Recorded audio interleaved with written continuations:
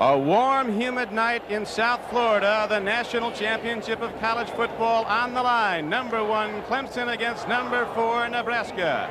Danny Ford, college coach of the year, just 33 years old, leads his number 1 Clemson Tigers into the game against a counterpart of long-standing and high-ranking among the coaches, Tom Osborne, the coach of Nebraska. He calls this his 9th team at Nebraska, the best he's ever had. Earlier, both coaches spent those quiet moments before game time in the locker room with their players. Let's hear what they had to say. Okay, fellas, we think this same thing as always. We've told you through 11 games. We want you to really concentrate out there. Now, there's going to be a lot of crowd noise. Clemson's got a very vocal following. Nebraska does. And so be sure when you get in that huddle that you know what the play is. Defensively, you know what the signals are, that you really concentrate. Everybody has to know what everybody else is doing. Well, gentlemen, you got your last football game to go into. Your seniors done a good job on your leadership part. We appreciate everything you've done for Clemson University. You got a chance to go out with most wins of any Clemson team in history. You worked awful hard. You represented your conference well. You're an ACC champion. It's a big football game for you. You know that. There's a lot at stake in the football game. But the most important thing you should do when you go out and play in a football game like this is go out and have fun. Just go out, don't worry about mistakes. Go out and play reckless. Play with your hearts. Lay it on the line. Do the best that you can do. And that's all that anybody can ask of you. And so Coach Ford and the Tigers go for the national title. Good evening, everyone. Don Criqui with John Brody. Glad you can be with us as NBC watches Clemson go for the championship. Despite the number 1 ranking, Clemson doesn't get a lot of respect. Their All-American linebacker Jeff Davis says he's tired of people asking him, what's Clemson? Where's Clemson at? Is that in North Carolina? We all know it's in South Carolina. Football people, John, certainly know who Clemson is. I'll tell you, the National Football League has Clemson graduates scattered all throughout the country, so I think a lot of people are gaining more and more knowledge, and a lot of them already know. John, they say you win championships with great defense. Nebraska surely has that. On an 8-game win streak, they've allowed just 6 points a game over that stretch. I think they're concerned a little bit about Clemson's offense, though, and Homer Jordan. They better be. Homer Jordan's one of those fellas that can be so dynamic, no matter how good you are structurally, he can beat you with his execution. If I'm Tom Osborne, that's my concern. If I'm Dan Ford, I'm concerned about the line of scrimmage. Are our fellas who line up at 6'5" on an average big and strong enough to handle the beef from Nebraska? If we are, I think they deserve to be number 1. That's Dan's concern. It's a big chore. All right, John, a third member of our NBC broadcast team with us is Mr. Bob Trumpy. Robert? Thank you, Don. Even though there may be bedlam on the field in the Orange Bowl tonight between Clemson and Nebraska, hopefully these gentlemen right here have cool heads. They're the offensive coaches of Nebraska and defensive coaches of Nebraska. This is the brain trust. They will relay signals down from here, getting a different perspective of the game and giving them to Tom Osborne. Later on in the game, we'll go back to the Clemson booth to give you a different perspective of this Orange Bowl for the national title. All right, Bob, thank you. And you can see the Orange Bowl is packed. The ticket demand, the greatest it's ever been in the 48-year history of this great event, as Clemson comes down from South Carolina, the Palmetto State, to go against Nebraska, and the Huskers are on a roll right now. They blasted Oklahoma their last time out. Nebraska coming in with a rushing offense that gains over 330 yards a game, but Clemson doesn't give up much. They're one of the best teams in the country in scoring defense. In fact, in their 11 wins, only 1 team scored more than 10 points against Clemson. And Don, I think you'll see tonight some of the fellas that haven't had the recognition that some of their All-Americans have be very instrumental in this ball game, because they've got a couple of outside defensive end linebacker combinations. A kid named Andy Hedden, an old quarterback, number 12, that I think you may see an awful lot of. Donald Igwebuike, a Nigerian, kicks off for Clemson, drives it down the field. The ball is picked up by Irving Fryer, and Clemson makes the tackle at about the 27-yard line. Now let's take a look at Nebraska on offense. There's their quarterback, a senior Mark Maurer. His running backs, and they're good ones, fullback Phil Bates and tailback Roger Craig. The receivers for Nebraska after the interior lineman. Todd Brown is the wideout. Jamie Williams is the tight end, a typical big Nebraska tight end. Randy Tice is the left tackle. Mike Mandelko at left guard. Maybe the best player in the country right there, Dave Remington, the right guard. Tom Carlstrom, the right tackle, is Dan Hurley, and it's 1st and 10 now for Nebraska. They go from their 25-yard line. To the run to Roger Craig, and he's across the 30-yard line. out to the 31. The Nebraska I-backs, Roger Craig and Mike Rozier, he alternates with him, are averaging well over 6 yards a rush this season. Bill Smith made the knockdown for Clemson. On the first carry of the game, Nebraska gets 6 yards. First meeting ever between Nebraska and Clemson. We'll check out that Clemson defense now as we watch Nebraska go 2nd and 4. First back through, the fullback, Phil Bates, gets a couple. He's short of the first down. Clemson, a fired-up group of guys. They've forced 39 turnovers this season. Left end Bill Smith, left tackle Dan Benish, middle guard William Perry, a freshman, 305 pounds. Jeff Bryant is the right tackle, a top pro prospect. Andy Hedden is a rover. He plays the right end. The linebackers, Danny Triplett, an All-American. Jeff Davis, the ACC Player of the Year. And now, it's 3rd and 2 for Nebraska. Opening series of downs for the Huskers after taking the opening kickoff. One wide receiver, Todd Brown, set to the left. Hauer rolls out, pitches back, free ball, and Clemson's going to get it. William Devane, the middle guard, number 94, came up with a football. And we saw the first play, well-executed 7-yard gain. William Devane took chances on 1st down, 2nd down, and 3rd down. They were effective on 2nd and 3rd. That was a fumble that was caused by excellent defensive play, Don. Watch the middle guard shoot across Remington's face. That forces the play to the outside. Excellent defensive play. Number 94, William Devane. Not only did he make the play happen, he recovered the fumble. The 40th turnover this year that Clemson has forced, taking the ball away, and now the Tigers on their first possession start inside the Nebraska 30. Here's Homer Jordan rolling out, gets it away and hits a strike. Downfield to his tight end, Bubba Diggs, inside the 15-yard line. William Devane, one of the Bruise brothers, B-R-U-I-S-E. The other one is the 305-pound William Perry. He alternates at middle guard with. Homer Jordan's the quarterback and one of the best. Tailback Cliff Austin. Clemson going with Jeff McCall at fullback. He'd missed the last 2 games with injuries. Gain of 4 yards on the first play. It's 2nd down and 6 now for the Clemson Tigers. From the 25, handoff. Austin turns inside the Nebraska 20 and gets down to the 17-yard line as Sammy Sims, the monster back, made the knockdown. Checking out now the rest of the Clemson offense. They got about 50,000 people back in. A wide receiver, he's an All-American, Perry Tuttle, number 22. The wingback, underrated and dangerous, Jerry Gilliard. And the tight end you saw him in action, Bubba Diggs. Now, Clemson goes 1st and 10 from the Nebraska 17-yard line.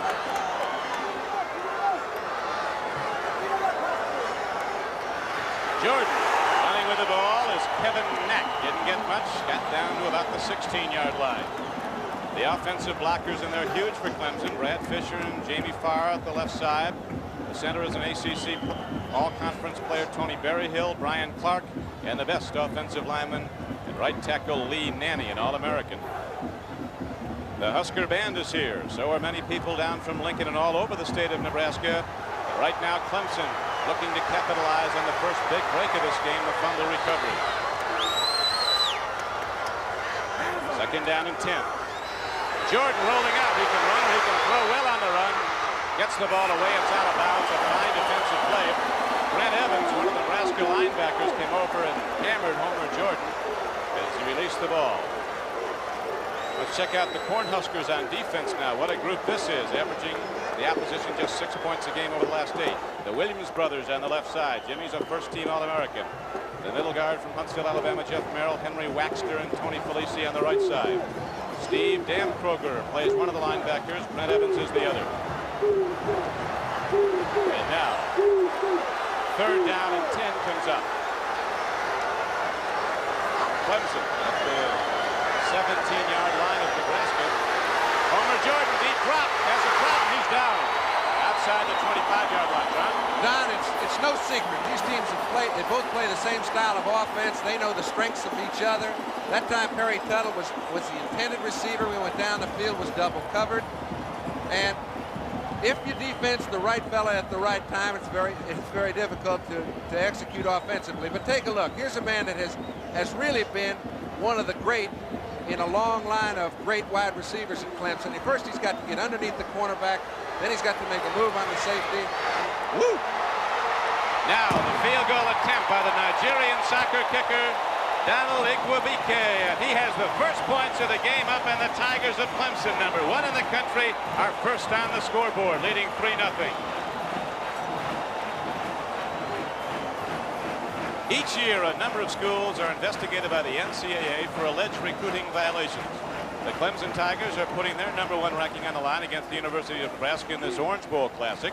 However, a cloud hangs over this Clemson team, a cloud which results from a lawsuit initiated by 2 former high school football players recruited by Clemson, who eventually signed letters of intent to attend Clemson. The players have alleged that they were given money by Clemson football officials and an alumnus, causing them to violate NCAA recruitment rules and impair their college football eligibility. Much has been written and reported about these allegations. However, Clemson has chosen not to comment because it feels it would be inappropriate to do so while the investigation is ongoing. Here's what Coach Danny Ford had to say earlier. Well, you know, it's been a one-way street. Everybody's got publicity about Clemson and all that. We're not concerned about that, and I say that with all truthfulness. We're not concerned about anything other than Nebraska and the Orange Bowl at this time. And we're proud of what our young people have accomplished again. And if something were to come up on it, it comes up. But we're not neglecting it, and we're not trying to put it off or anything else. Our people, I think, have done a good job, and I'm not ashamed of anything they've done. Don, I know this. Igwebike just put one in the clouds. He put it about, that ball would have been good for 65 yards had he needed that much distance, and they'd get off to a 3-0 lead, and they've been very impressive in the early moments. They have. They capitalized on the first turnover of this game. Igwebike ready to kick off now. Donald he's called because the last name is a little rough. He's got such a short, it looks like a guy that's hitting a pitch shot. Yeah. Now, he looks like a soccer player, and that's the way soccer players kick a ball, but what distance? Well, he's kicked him from 67 yards in practice. Now he hits a high kickoff down to Mike Rozier, taking the ball back for Nebraska. Rozier breaks the first wave of pursuit, comes out across the 30-yard line to the 33. Rozier, a hard running tailback. The sophomore takes it back, 32-yard return, and so Nebraska goes on offense a second time. Must consider that these bowl teams, these 2 clubs last played November 21st. They've not had a football game in 6 weeks. And Don, you know, Dan said, hey, I hope it's the kind of game where both teams are just having to go at one another. Everybody gets excited because if we find out that we can play with them, I like our chances. All right, now Clemson has that lead, 3-0. Rozier carries some scrimmage on a 1st and 10 play. He works hard for 4, maybe 5 yards and takes the ball out to the 38-yard line. The defensive secondary for Clemson, not big, but very, very fast. Hollis Hall's at one corner. The other corner, the smallest player on the defensive unit, Anthony Rose, is an All-American at the free safety, a first-team All-American in Terry Kennard, and Tim Childers is the strong safety. 7-yard gain on that rush. 2nd down and 3 for Nebraska. Right back to the I-back. Straight ahead goes Rozier. He's across the 40 and close to a first down. Rozier's been averaging over 100 yards a game over the last 7 games. The sophomore from New Jersey has started to come on late in the season. The 2 tailbacks who alternate for Nebraska, Rozier and Roger Craig, gained over 2,000 yards between them. And, you know, we'll see who it is that can handle it tonight, because both of these teams are so similar structure-wise. They both love that eye back. They've seen these blocks in practice for the last 6 months, so nobody's going to fool anybody. It's who finds the crack and makes the best of it. Well, Homer Jordan, the Clemson quarterback, said watching Nebraska's films on offense was like watching our offense. Rozier on 3rd and inches can't get to the line of scrimmage, and then he's upended by Andy Hedden. A big, rangy defensive end who plays all over the field. Hedden 6'5", 230. He'll play in the secondary. He'll play linebacker. He'll come up to the line of scrimmage as he did there, but Rozier did get ahead for the first down. You know, when you see a guy playing in the secondary, you see him blitzing the quarterback, and you see him playing tough at the line of scrimmage. It's generally, they give him very little responsibility, Don. They let him make his own headway. And it's a guy, he started out as a quarterback. He's 6'5", 230. He's a perfect outside linebacker for professional football. They say he may be as smart as any defensive player they've ever had there. Hedden was a high school quarterback, so he knows both ways. And Now Rozier takes a strike from Jeff Davis, the All-American linebacker for Clemson, who led this team in tackles with 161. Number 45 makes the play. Simple little eye play. Not a lot of fool in it. When you meet the man at the line of scrimmage, it's not going very far. Now is 2nd down and 8 for Nebraska. Very short gain on the play. Clemson is in the lead 3-0.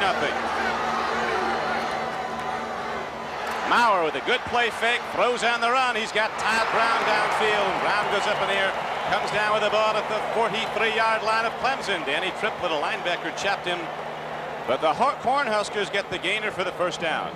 You know, people have been discussing Maurer's sore arm. I watched him last night, and if there's one thing he doesn't have, it's a sore arm. He's got a gun. He may throw the ball a little too swiftly for my money, but he does throw it with a lot on it, and he hits the open man in the middle of the field in between the seams, as well as quarterbacks I've seen in college all year. Well, he's a baseball catcher, major league prospect, has been drafted by the Minnesota Twins. His arm bothered him earlier. He was throwing well recently, and now Maurer on a snap ball with penalty markers down takes off himself, and the play comes back. We have 8:36 left to play in the first quarter.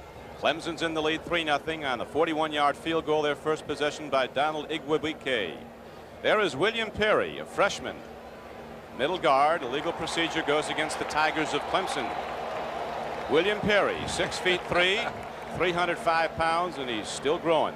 They could add up. They could put both cornerbacks standing on top of one another. They'd be just a little bigger than Bill Perry. When a guy can dunk a basketball, dunk a football over a goalpost, and he weighs over 300 pounds and he's only 6'3", you've got some kind of rare athlete. Now, when you're only a freshman to go with that, you can see a lot of him in the future. William Perry is the nose guard, 66. Now it's 1st and 5 for Nebraska after the penalty against Clemson. Hand off to Rozier, and he's chopped at the line of scrimmage. Rozier comes out running hard from that deep stand. Playing about 8 yards off the line of scrimmage is the tailback looking for the holes, and Bill Smith cut him down. They say, John, that William Perry eats like a man going to the chair. He can really put it away. Well, we're going to watch. This is the way it goes. He's also playing against the Outland Trophy winner, and Remington runs him right back into the cheap seats, and that's going to happen when you play a man of his quality. Now they've got William Devane. They're going to try and intersperse them so that neither one gets too tired. It's tough playing Remington. Nebraska outrushed its opponents this year by over 2,000 yards, actually by over 2,100 yards in 11 games. Now on 2nd down and short yardage, the Huskers take it right at the Clemson defense. Power the football down to the 31-yard line. The fullback, Phil Bates, gets the first down. And I'll tell you who's given a lot of credit is Remington again. This time they put William Devane on his nose. We saw Devane get the best of Remington early. They know it's a great matchup. He comes out second best this time. Nebraska picks up a first down. Dave Remington, junior center for Nebraska, the Outland Trophy winner, a player professional scouts. Many of them say right now is the best college football player in the country at any position. At his position. They say at any position. They'd say he'd be #1 in the draft if he was a senior. Remington, a 285-pound center. And again, we have markers down. The previous call at the line like that, you'll remember, was a procedure against Clemson. Let's check out the Nebraska coaches with Bob Trumpy. Bob? All right, there's no panic here in the Nebraska booth. That turnover, the Nebraska coaches were surprised that Clemson went with a gap defense so early in a football game. That's what resulted in the turnover. But they're running their offense now, trying to communicate to the sideline exactly what the defense is doing. No sweat whatsoever. Let's see if we can't pick something up. All right. Didn't we huddle up in front of them? We'll see what that Marshall did. Those are the coaches you hear in the background, and now it is 1st down and 5 after another 5-yard assessment against Clemson. Maurer pitches back. Option got him. So there's the throw downfield. Touchdown, Nebraska. Mike Rozier connects with his wingback Anthony Steele, and Nebraska strikes long and for the first touchdown of the game. Rozier, the sophomore tailback, looping it into the end zone, and Anthony Steele, a walk-on from Sacramento, California, cruised all alone into the end zone. That's what happens when you decide we're going to stop the run. Now, they were effective in the first drive doing so. In the second drive, Nebraska started being a little more effective. When they were so, they put 8 men on the line of scrimmage. When you do that, you come without a free safety. That time, nobody there. Anthony Steele way beyond the secondary. Simple little pitch and catch. That was all it was, and it goes on the board, and now Nebraska takes the lead 6-3. Seibel, the extra point kicker, puts it up and good. The 25-yard touchdown pass, the subsequent extra point, and the Nebraska Cornhuskers, after falling behind at the outset of the game after a fumble, come right back and take the lead 7-3. 6:43 left to play in the first quarter here at the 1982 Orange Bowl, and the Huskers will kick it off when we come back.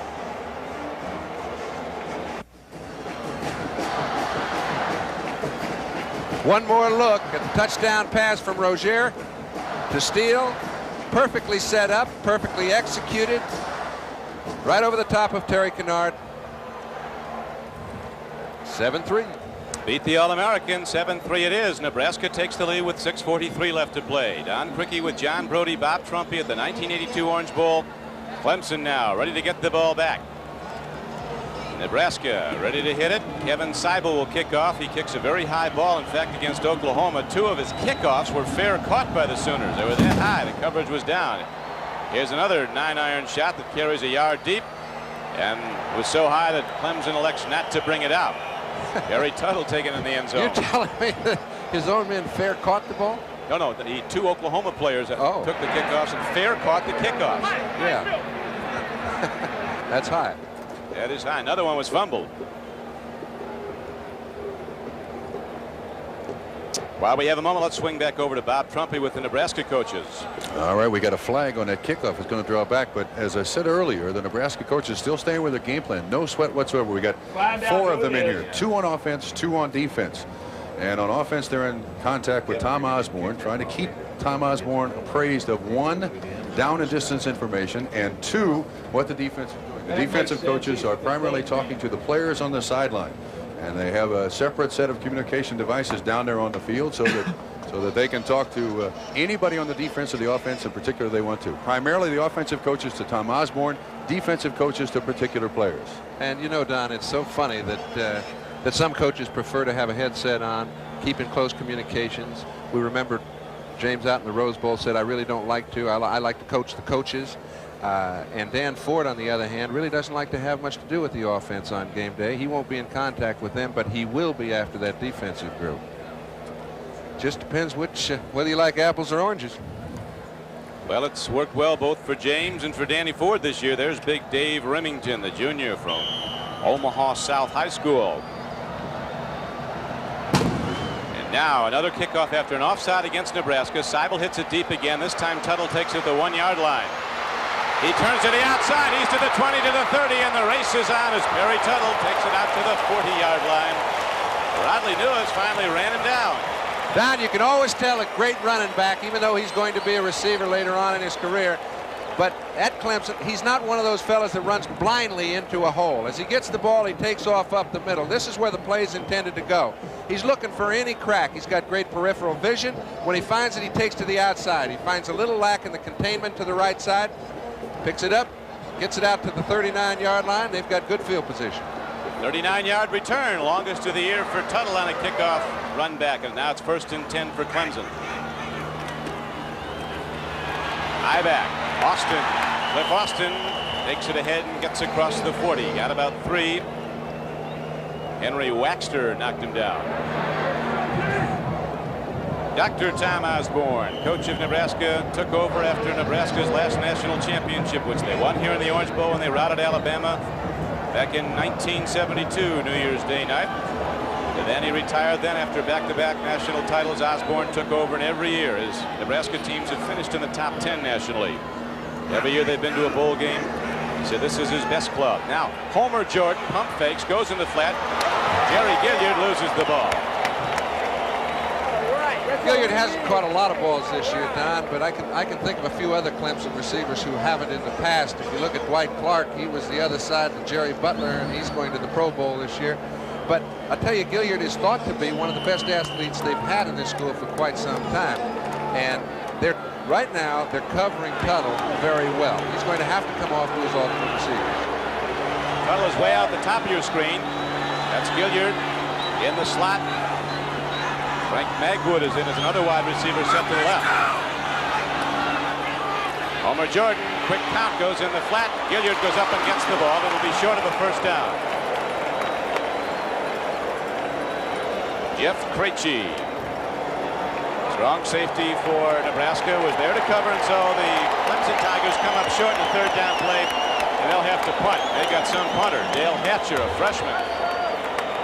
Clemson played Tulane in the Superdome, warming up before the game. He hit the speakers overhead 3 times and unload. Very high punt. That had gotten the speakers. They hit the lights. Irving Fryer with a fair catch for Nebraska. So the Huskers set to go back on offense after their long sustained drive the last time. 44-yard punt. Now with 5:42 left to go in the first quarter, the score stands Nebraska 7, Clemson 3.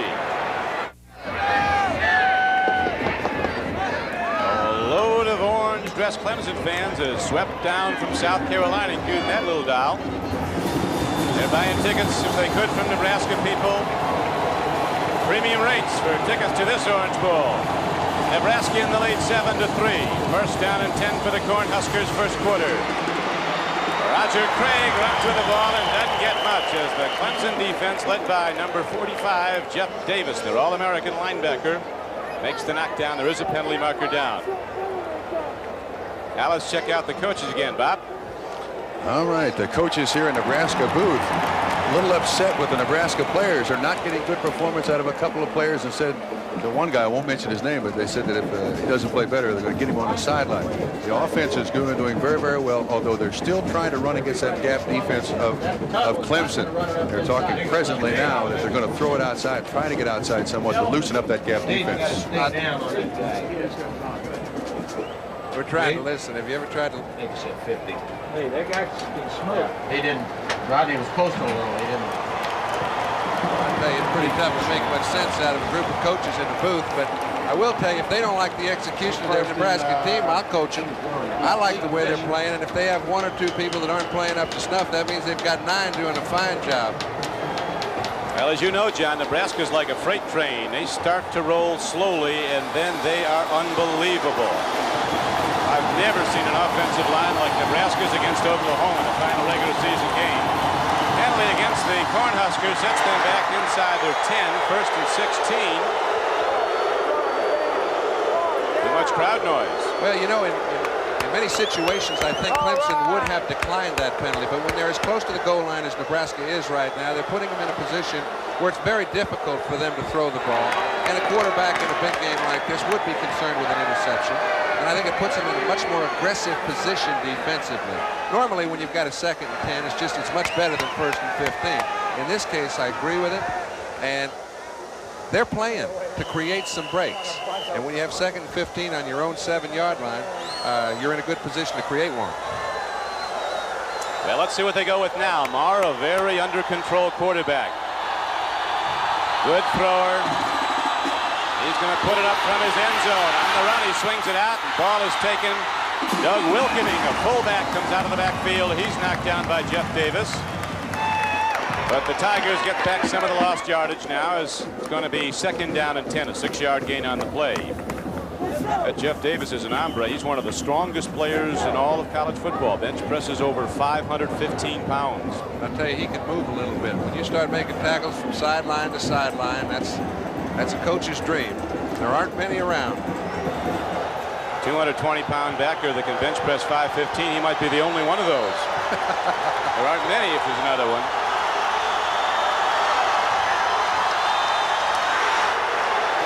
Penalty markers down as the Huskers go to the run on 2nd down and 10. And they get the ball out across the 15-yard line. That's it.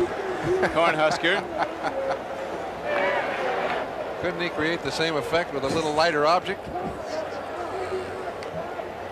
They're all out there.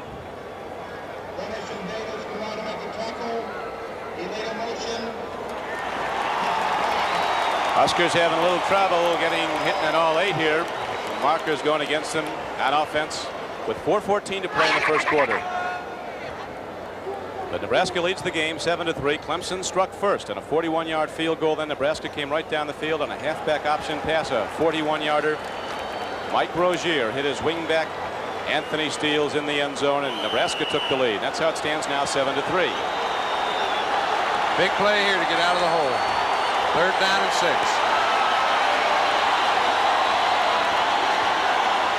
3rd down and 6 coming up.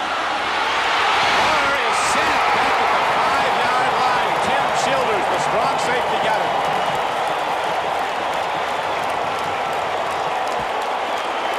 Tim Childers, the strong safety, came a shooting. Something, Don, that very seldom happens. They sent both safeties in on the play. He saw the play get jammed up. He figured there must be an opening to the outside the other way. Tried to make a big play out of a bad situation. It came up empty.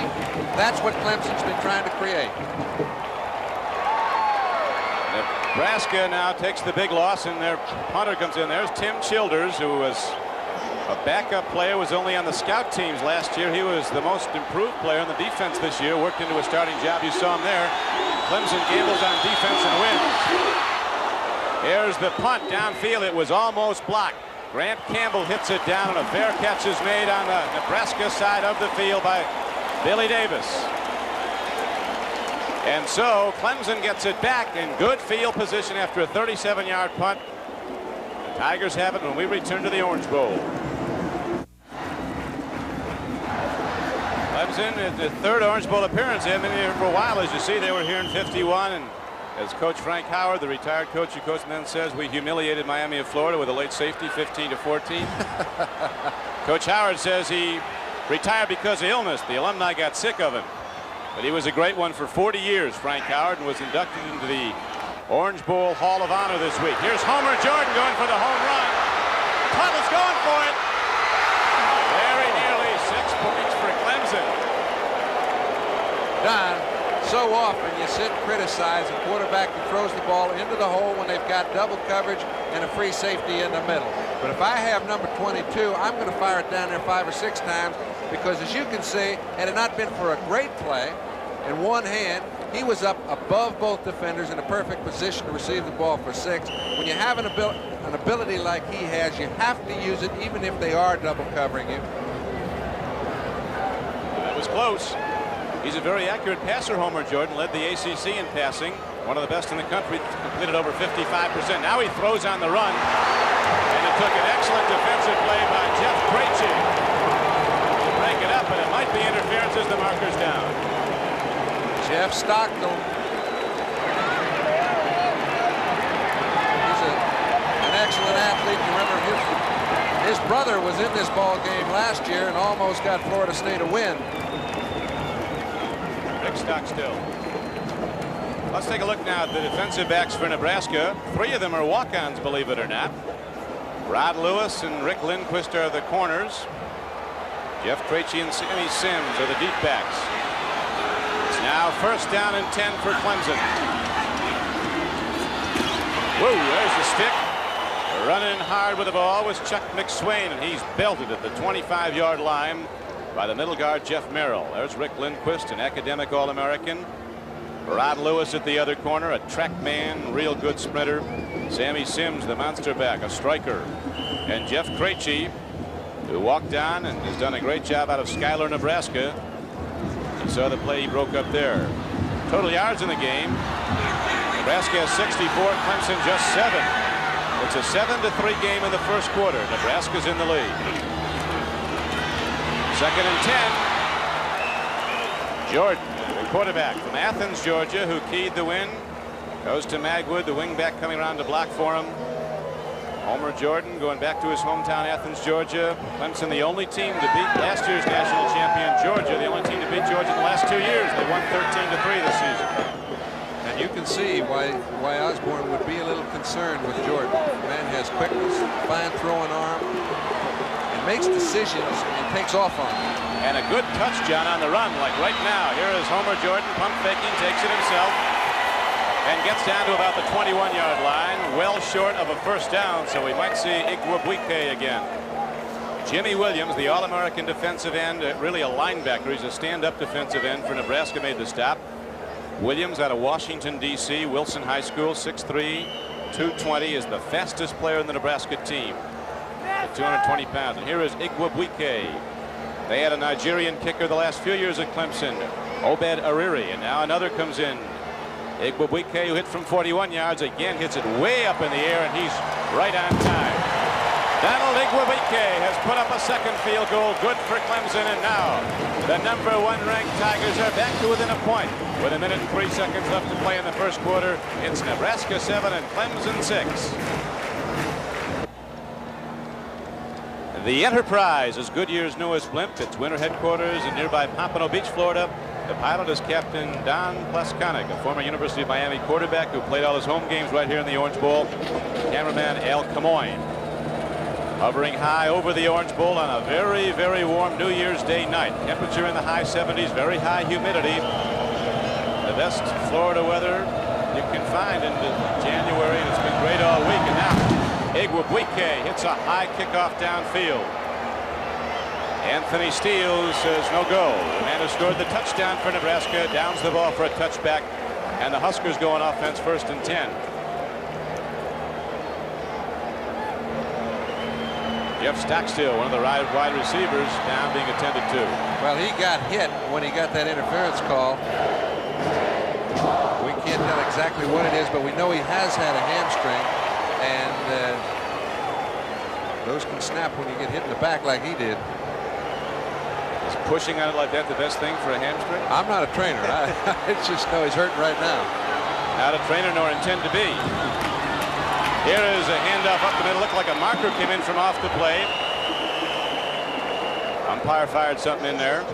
As the carry goes to the 25-yard line, Mike Rozier was hit by William Perry.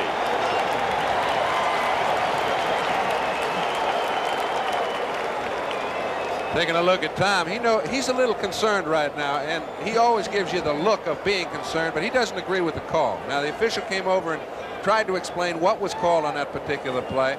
People that look at Tom Osborne, and I had a chance to play with him for a couple years in San Francisco when he just got started, they look at him as one who doesn't say very much, is very quiet, very businesslike. He's one of the most involved people I've ever met. Some people have a lot of expression, but he's got all the emotion you can possibly. Outswing to Bob Trumpy. Bob. Yeah, gentlemen, an observation for you. Nebraska very seldom plays football games on grass. The coaches were concerned about the footing of the players in this Orange Bowl, but actually Clemson is the team that's been slipping. Nebraska's had good footing tonight. Interesting point. Nebraska's played only one previous game this season on natural grass. Clemson plays all its home games on a grass field. Rozier runs the ball on a 1st down and 20 from his 10-yard line. He got out to about the 14. Jeff Davis again on the stop along with defensive end Bill Smith. Rozier, an all Big 8 player as a sophomore with 943 yards coming into the game and 6.3 a rush. Don, sometimes I get a kick out of the concerns that coaches have, and being involved for as long as I have, there's always some concern. But when those players get on the Orange Bowl floor and are both going for a possible #1 ranking in the Orange Bowl, they could play on pavement and they wouldn't care.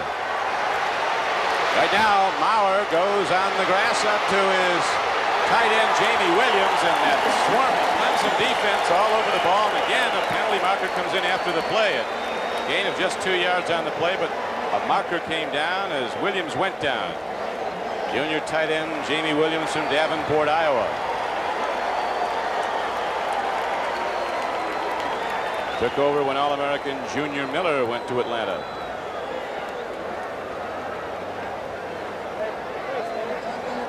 Pete Williams is the referee. Call goes against Nebraska again.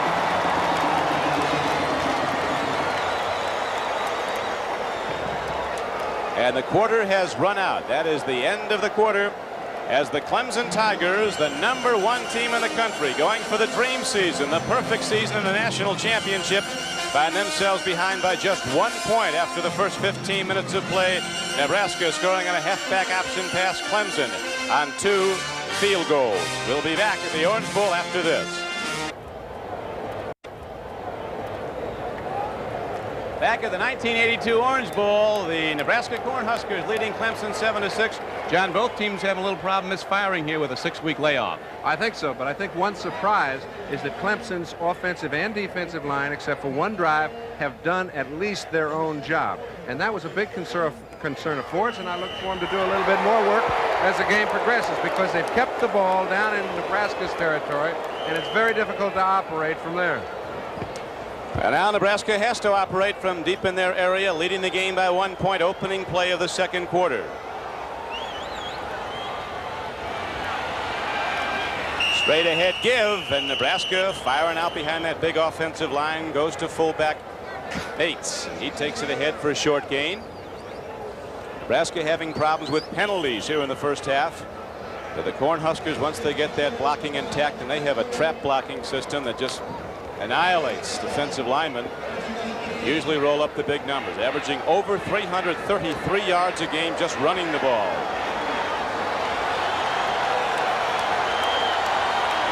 Clemson's defense has only given up 4 rushing touchdowns this season. They're tough against the run. Third and long. Moore takes a look, and now he takes off. To the 25, and he's thrown back. Level and down at the 22-yard line. Jeff Davis and Danny Triplett make the knockdown. A 10-yard gain on the play, and the punter comes out. Don, I'll tell you what. He did have a sore arm. This little jolt isn't going to help it any. Trying to pick up the first down. He knows he's got to get past this little wall right here, then pick up about 4 or 5 more. Very tough job. They've got a punt. So Grant Campbell is in to punt the ball. One man back deep for Cloud. Boy, what a punt. It's got to be a Hall of Fame punt. Billy Davis back inside his 15-yard line for Clemson, comes across the 20, and that's all there is as Anthony Steele's 33 knocks him down.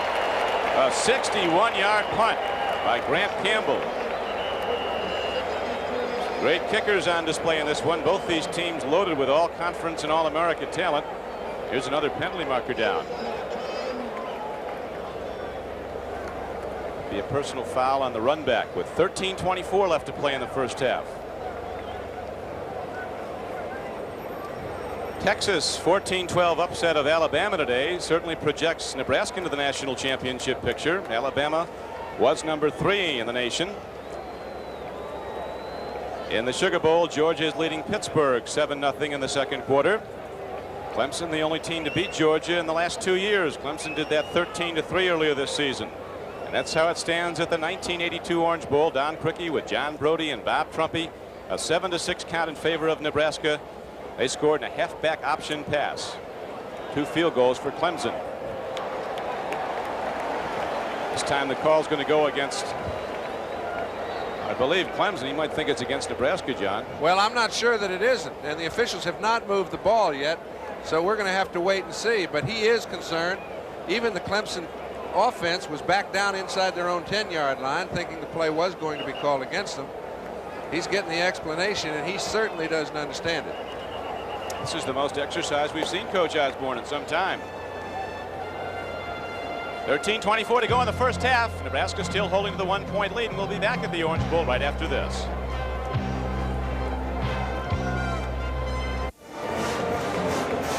Right now, we pause briefly for station identification. This is the NBC television network.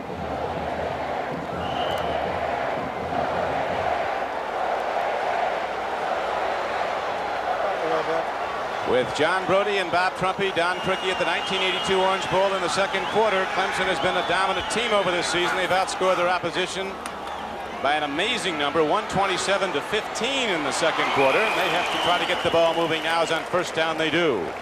A quick out to All-American Perry Tuttle is good for 8 yards. Now that's the kind of play that they can execute even when they are double covered, because if Jordan can roll out, get beyond all the pursuit, he can get a straighter angle to the wide receiver. When he does so, there's no linebacker in his face, and he doesn't have to loft the ball over the top. Simple little square out pattern that a defense gives you, and when they do, you should take advantage of it. Well run, well thrown. Tuttle has now caught passes in 32 consecutive games. He broke Jerry Butler, the Pro Bowler from Buffalo, of his receiving records at Clemson. Here's a pitch back. Running high with the ball is Chuck McSwain. He's ahead for a first down. Now let's find out how the Clemson coaches are doing up in the press box. Bob? Don, the Clemson coaches were telling me in the first quarter that Nebraska was stunning a lot, and they were sitting on the hook pattern, that they were going to have to try to test them deep and try to loosen up the defense. And this is the period, this is the quarter for adjustment now. They figured out what Nebraska's going to do. Now they can see if they can get the offense untracked. There we find out. They got a first down on that last play. It's first down and 10 now for the orange-clad Clemson Tigers at their 37. Tuttle pump fake, and he can really ramble, too. He's a strutter, and Perry Tuttle's ahead to the 43-yard line. And about 6 or 7. But Homer Jordan coming up and making the run. Don, this Tuttle is with the good block. Perfect example. When you're talking about Jordan, you can beat him defensively and still come out on the short end when he executes the way he does. He rolls out on the play. This ball is intended to go to Tuttle the same way on to the other side a few plays earlier. But when Tuttle sees that he can't get the play, he can't get to him, he tries to beat Lindquist deep. He can't do that. Jordan runs on for 6. Second down coming up now for Clemson. Homer Jordan, a junior quarterback. First back through, doesn't get a thing. Kurt Heinlein, middle guard. He alternates with Jeff Merrill. Danny Ford, you'll remember, took over as head coach of Clemson when Charlie Pell announced just before the '79 Gator Bowl he was going to Florida. A lot of coaches end their careers with bowl games. Danny Ford, then 30 years old, coached his first game as a head coach in a bowl game, and that night Clemson beat Ohio State 17-15. You recall that was the night Coach Hayes lost his decorum very briefly. Done a big job at Clemson. About 2 feet to go for a first down. They're down. Jeff McCall gets the call, and he gets out to about the 48-yard line. Looks like he has it. Down on the last 2 plays, it's looked like there was nothing there. But let's credit the offensive line for Clemson. You know, Fisher, Farr, Berryhill, Clark, Nanny. They've got one All-American, another All-ACC player. These fellas are good offensive linemen. All right, they're outstanding players, and where a play looked like it was for no gain, two plays in a row, they picked up 7 yards. That's good offensive movement. Kendall Ellie, now the game is a wide receiver set to the left. Frank Magwood to the right. They're going to Magwood. He dives at the ball and loses it at the 39-yard line of the Huskers with 10:47 to play in the first quarter. Steve Dam Kroger on the play. A long line of Dam Krogers have played at Nebraska. His father, his brother Maury. Frank Magwood comes off the field. Plays coming in with the wideouts for Clemson. 2nd and 10.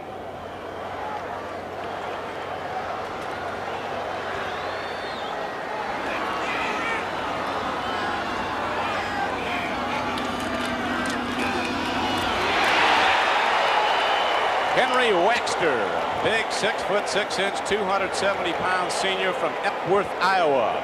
A top professional prospect, comes up from the right tackle and makes the hit for Nebraska on tailback Chuck McSwain.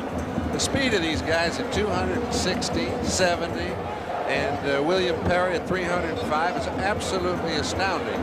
And it doesn't stand out because they're all so large. Wait till William Perry's brother comes. He's a sophomore in high school. He's at 285 right now and bigger, taller than William. Homer Jordan throws. Magwood goes for it. The ball is tipped.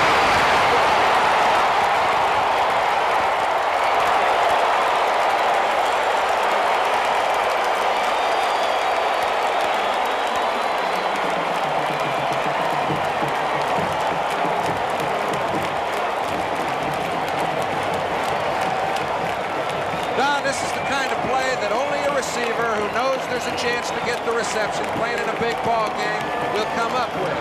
The ball is underthrown. We see him get a hand on it. Magwood keeps his attention on it. Sammy Sims trying to make a big play, gives him enough time to get under the ball. They're in perfect scoring position. A 44-yard gainer. Now they're challenging are the Clemson Tigers, looking to stand that #1 ranking at the top of the polls when the bowl games are over, and they're down right now 7-6. Let's watch that 44-yard gainer again, a tip ball. Very, very tough throw to make. He tries to hit Magwood on the dead run, overthrows him, and actually if he doesn't get a little help from Sims, the ball will be incomplete. He does at the right time. 2nd down and 8. Magwood is said to have the best hands on the team. He certainly demonstrated it there. Got pretty good attention, I know that. Looked it all the way in. 2nd and 8. From the 10. Homer Jordan guns the ball into the end zone. Rick Lipp Lindquist comes up with the ball. Let's see if he gets it. Tuttle's saying he scored a touchdown. Lindquist says he intercepted. This is an interesting dilemma. I'll tell you what happened. The official that had his, he only could see the back of Lindquist, so he couldn't make the call. He referred to the official on the other side of the field. He thought that Lindquist had the ball clean. We couldn't see a thing. I don't know if Coach Ford could see him. He doesn't like it. Well, I know he doesn't like it because he saw the official that was standing closest to Lindquist and his receiver call the play dead. All right, he called it dead. Now, you watch Tuttle come in here and watch Lindquist. That ball looks like it's sitting right on Tuttle's stomach, and all of a sudden when they look up, it's in Lindquist's hands. We don't know whether it hit the turf or didn't hit the turf. Tuttle never had control of it. It looked like it hit Tuttle first. You people at home, take a look, see what you think. We do know when they rolled over, if he had any control of the ball, it was a touchdown, because once you cross the plane of the goal, it's a touchdown. The official ruled it incomplete at first on the right side. And on such things, national championships won and lost. And how well Danny Ford, a former Alabama captain, knows that. We'll come back to the Orange Bowl after this. This play will be in discussion for quite a while. The official who is just to the right edge of your television screen could not see the transaction that took place. He called it dead, looked over, and deferred to the other official who called it an interception. And they've got Nebraska running the football. That was a tough call. That very nearly was 6 points for Clemson, but they lose the ball. Only the 10th interception of Homer Jordan. Rick Lindquist credited with the interception. And now the Huskers come out running, and Clemson comes out on defense smacking, and they make the knockdown after a gain of only 2 yards. Hollis Hall, the left corner, was the first to make the hit.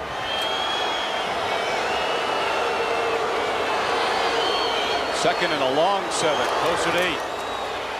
Moore on a delay pitches back to Rozier. Penalty markers, and again Clemson's defense sweeps in, knocked down at the 26-yard line. Jeff Bryant, senior defensive tackle, made the stop for Clemson. While they look over the flag and what happened there, let's go back to the Clemson press box and the coaches. Bob? Don, the reaction of the Clemson coaches was touchdown on the pass reception by Perry Tuttle. There's no argument in the booth. Obviously, they're somewhat prejudiced in their opinion, but they disagree with the statement of John Brody that Perry Tuttle didn't have possession of the football. Obviously, they're going to think that it's a touchdown. A little subdued presently. Well, let me clear something up, Don. I did not say that he didn't have possession of the football. I'm saying the official said he didn't have possession of the football. They're in a much better position than I am to see. I don't think he could see, and that's why he deferred it to the other official who had a perfect angle on the play. I couldn't tell if I looked at a replay from now until next month, but I think he was in position to make the call. Well, Nebraska was the beneficiary of the call, and the Cornhuskers now have a problem. Second down and 18. Morrow swings it out, goes to Rozier, and he's hemmed in, but he gets away. Look at this guy go. And then the hit is made by Hollis Hall. If Hollis Hall hadn't made the hit on Rozier, who's got to be a national class sprinter, that could have gone the distance. Like Clemson had him, John, and they lost him. Well, that's what you look at a man with this kind of ability, and you can have him, but you better get him down on the ground or you're going to lose him. Now he goes right back against the grain. The real plus point of the Clemson defense has been pursuit. He takes advantage of it by cutting against the grain. Hall makes a fine play to hold it for the gain it made.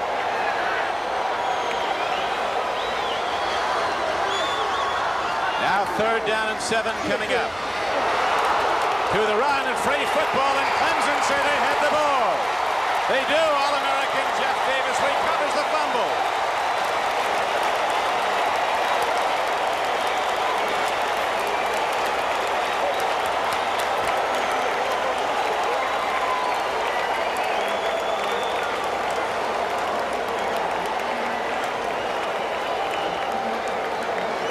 Fourth fumble recovery of the year for Jeff Davis, the ACC Player of the Year, and Clemson has it back to try and strike again.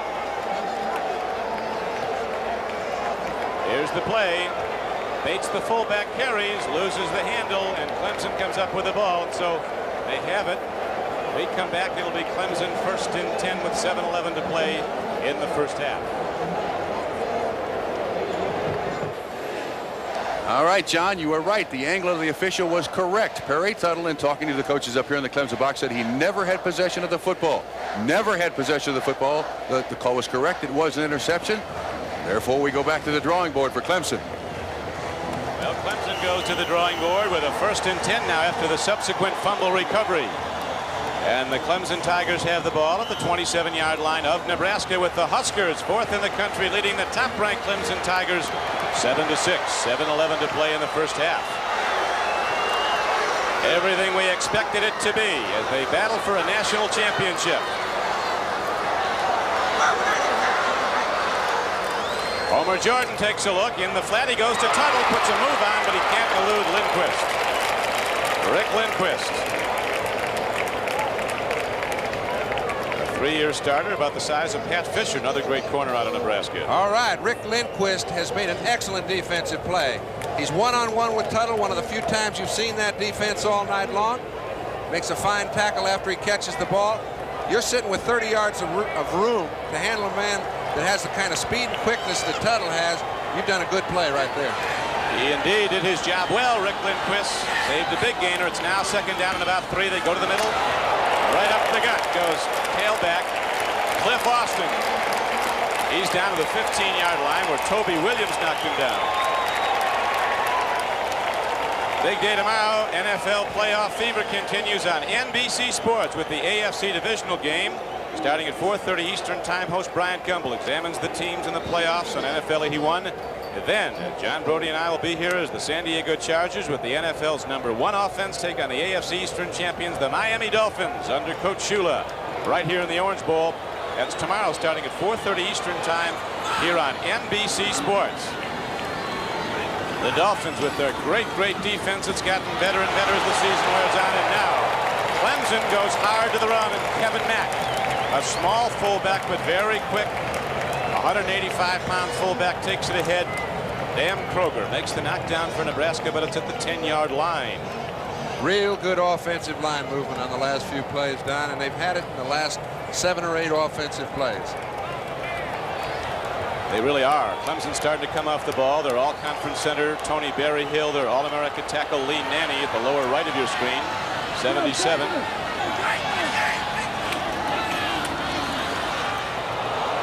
There's another free ball, and Nebraska says they have the ball. We do want to get the officials to concur.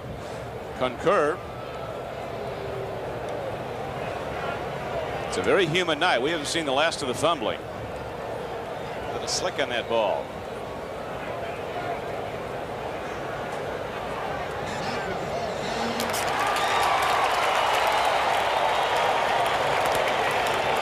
Jeff Merrill, the big middle guard from Huntsville, Alabama. Somehow Nebraska got him away from the bear. Let's see who has it. We still haven't had it. Well, Merrill had it when everything was over. However, that was about a minute and a half after the play was dead. He definitely causes the fumble. That's Henry Waxter causing the fumble. It's down on the ground. It looks like it's right under. Surely looked like a fumble, but Clemson's keeping its offense in the game with 5:05 to go, and they'll be going from scrimmage. And we return to the Orange Bowl. Nebraska on the halfback option past their second possession continues to hold the lead over Clemson's 2 field goals. It's a 7-6 game. All right, Clemson's going to take a big chance here. This play, quarterback draw by Homer Jordan. Try to get it in the end zone. Let's see what happens. Quarterback draw. Like that. Like Bob says, that is a chance, but if I was going to take the chance, I'd like to have number 3 with the ball in his hand. He's a stepper. There's no question about that. Homer Jordan is very, very fleet. Tiger paws all over Miami, Florida. QB draw coming up. 3rd and 4. Splitting the line. There it is. Down to the 5-yard line. It looks like a first down for the Tigers. Not one quarterback in 25 could have picked up a first down on that play. He was met at the line of scrimmage, went forward for 4 or 5 more yards, just enough for a first down.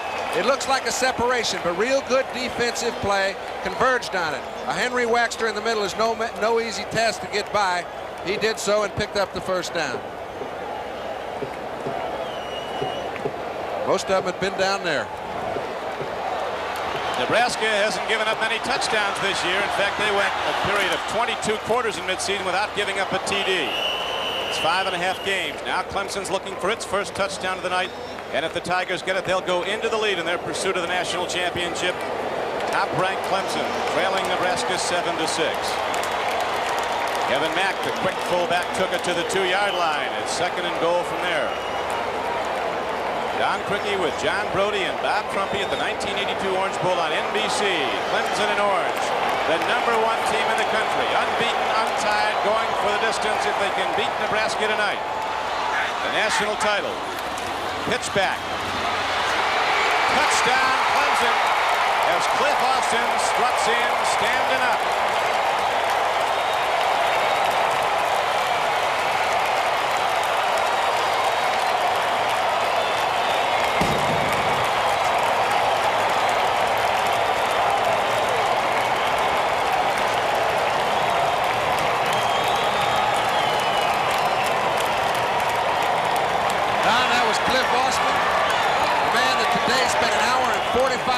In an elevator shaft, and they haven't featured him a lot tonight, and I think primarily that had something to do with it. But I'll tell you what, it didn't affect his speed because there's a linebacker in the game that could have caught him. That elevator problem he had was obviously not of his own choosing. He was stuck in an elevator for 1 hour and 45 minutes. He had to lose some weight in there, John, because it was about 85 today in Miami with temperatures and humidity about equal. He was stuck in there with a member of SLED, the South Carolina Law Enforcement Department. They both came out. They'd come out of a sauna for a couple of days. Can understand that. All right, good offensive line play, forcing the linebackers to make the play. McWhirter in pursuit. Had no angle to make it. So Cliff Austin, as you see, was the leading touchdown scorer running the ball for Clemson during the regular season, and Coach Ford, who played for the Bear and was captain of Bear Bryant's 1969 Alabama team. You know, so there are so many people that you put a coach in a certain situation, you say, well, what kind of coach is he? Good coach, bad coach, and there are so many different types of outstanding coaches. Here's a fellow that was ready to be a head coach when he was 29 years old. Very few people get that kind of opportunity. His players requested it. He's shown that their faith was well justified, and he is a game coach. On the field, the day of the game, he's the sort of fella that can help you on the sideline and get the things done that have to be done to win big ball games. And excellent coaching thus far in the game. That was a very well-conceived drive, including the quarterback draw, then the pitch back to the tailback, and now Clemson looking to take a 2-point conversion. Again, here's a throw and incomplete. So the numbers stand at 12-7. Clemson going for a 14-7 lead. That was their first touchdown. They hit their first 2 field goal attempts. Now they score the touchdown. And this 2-point conversion try, and it's a 12-7 game. The #1 Tigers are in the lead when we come back.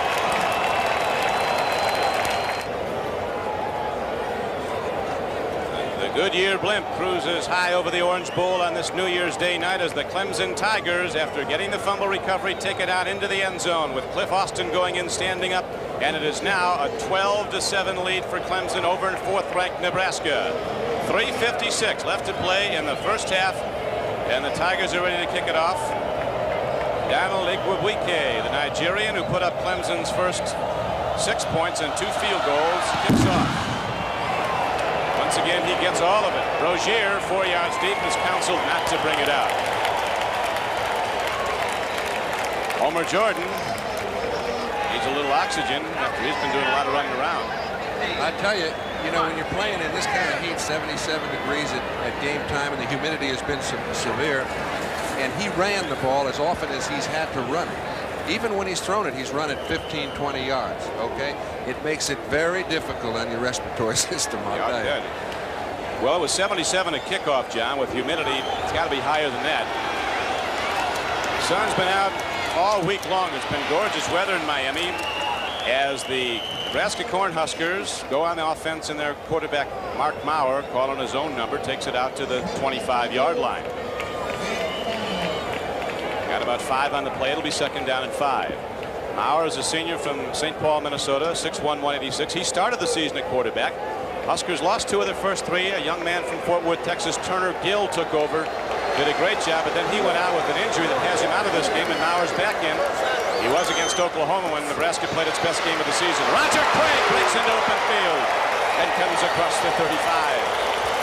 All right, we've seen Clemson. They've gambled a lot. They've been successful more than not.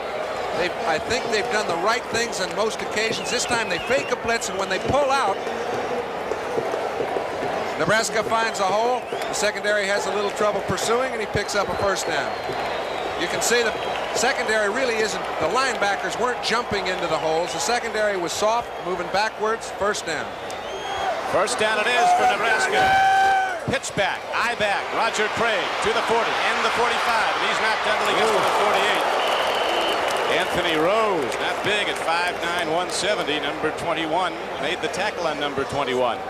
And you'll see the game clock down to 2:52. We mentioned that Nebraska had lost 2 of its first 3 games. They lost 10-7 to Iowa in the opener, and then they lost 30-24 in the 3rd game to Penn State. Then they've been great ever since. Somebody asked Tom Osborne what the difference was, and Tom Osborne said the difference is we quit playing Iowa and we quit playing Penn State. That could have some effect, but they did play a very tough schedule. I don't think Clemson just slid in there on with nobody in the house, because beating Georgia 13-3, I don't care how you do it. You're a top team. I'm a little surprised they weren't farther up the polls earlier in the season than they were. Well, they both compiled their excellent records, John, against winning teams. Nebraska's opponents won 59% of their games, and Clemson's opponents 54% during the season. At the Sugar Bowl, they're at halftime, and Georgia leads Pittsburgh 7-3 at halftime. As you know, there is no halftime quite like an Orange Bowl halftime. Executive Director Dan McNamara and his group put on a show that's unequaled, and they outdid themselves again this year. Get on board the USA. That'll be coming up at halftime here at the 1982 Orange Bowl. Right now, we've got some time to go, and Nebraska looking to get back on the board. Trailing in the game, the top-ranked Clemson 12-7 with 2:52 to play. Pitch back. Danny Triplett, number 82, inside backer, put the slug on. Don, you remember at the outset we put the question up, can Clemson really play with Nebraska in the line? I think they've proven conclusively that they can. And Dan Triplett has made 3 outstanding plays right at the line of scrimmage, right in the middle of the line. He's the linebacker, goes right through the gap, stops the play before it gets to the line of scrimmage. It'll now be 3rd down and about a half a yard to go. Dan I think. Triplett, yep. Got that much to go as they bring out the markers. They'll check it out. Triplett's played good football, the junior from Boone, North Carolina, but the guy next to him is maybe the best around. Jeff Davis, the slammer. He'll slam that door. Tomorrow, NFL playoff fever continues on NBC Sports with a top AFC divisional playoff game. The San Diego Chargers, Air Coryell with Diane Fouts at the controls, come into the Orange Bowl to go against Don Shula's Dolphins in what is turning out to be one of the great defenses in pro football. And you will see a battle. San Diego's offense and Miami's defense are something to watch. NFL 81 begins at 4:30 tomorrow afternoon here on NBC. 3rd and inches for Nebraska.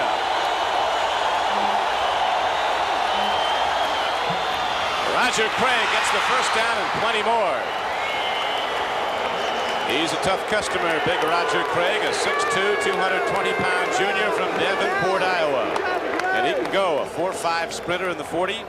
He's run from scrimmage for 94 yards and a touchdown this season. Okay, an excellent play. Craig has made 2 or 3 today, and he's best going to the outside, and he gets there so fluidly. They move the left side of the defensive line of Clemson's off the line of scrimmage. When they do that, it's nothing but run. Now Nebraska moving, but time working against the Huskers. 2:14 left. They're down to the 45-yard line of Clemson. Clemson's in the lead, 12-7. Anthony Steele, who scored Nebraska's touchdown on the pass reception, can't find the flat track, and down he goes. Nebraska has all 3 timeouts remaining as they're down inside 2 minutes now. 1:54 to go. Huskers in no apparent hurry. 2nd down and 15. Lots of time. Remember, when you make a first down in college, they stop the clock until you get the chains moved. They've got nothing but time to work with. I think at 137 right now as Maurer takes a look and dumps it off. That stops the clock with 134. Get him on a grounding. That was grounding, and you generally get away with it. And it looked like the kind of play where Maurer had convinced the officials that it was not grounding. And I really believe that the head official overruled the flag. That seems to be the case because there very definitely was a flag on the field. But when there's this many people, Don, sitting in your face, you can throw it, and it's pretty hard to read what's going on in a quarterback's mind. He may have turned to throw to a halfback coming out who fell down. It's pretty hard to determine whether he intended to ground it or intended to find a receiver. And to be a mind reader, I think you have to be a little more certain than that. We have no mind readers here that we know of. Now Maurer has his team 3rd down and 14. Right at the 50. He's going to gun it long. He's got people running deep patterns. There's the home run ball. Brown's going for it. Oh! The game of inches, and the inches won there. Very close to a touchdown. This ball is laid up, and Todd Brown made an excellent play. Kept his attention on the ball the whole way. Good touch on the pass, just very well covered by the secondary for Clemson. Almost got a tip similar to the tip that Magwood got earlier in the game, Don. You keep your attention on a ball like that, and you're going to pick up a lot of bobbles. Todd Brown's caught a lot of balls this year, not that many numerically, but for big yardage, 20 yards a catch, and he's caught them in tight situations. Look at this. They go. They try to snap to the up back. Punter never got the ball. There's a penalty marker down again. Tom Osborne and the Huskers going to their bag of tricks with very little success. Now Clemson's going to get the ball in very good position. You bet. That's a turnover they may regret. How many times has Osborne been effective doing the same thing, however? When that play doesn't work, it really looks silly. I want to check that one out again. 1:21 left to go in the first half. Pete Williams, the referee.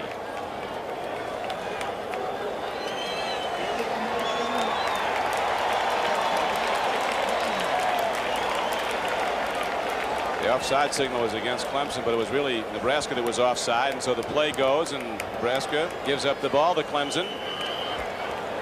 Tigers have it 1st and 10 at their 49-yard line. 1:21 to play in the first half, and Clemson leads 12-7. Cliff Austin, he's been in the end zone once. Doesn't get far that time to the 50. Godowski knocked him down. The Clemson Tiger, the mascot, does push-ups every time that Clemson scores. He does a push-up for every point they scored. So the last time they scored, he did 12. They say he was a worn-out Tiger after the Wake Forest game. Good job.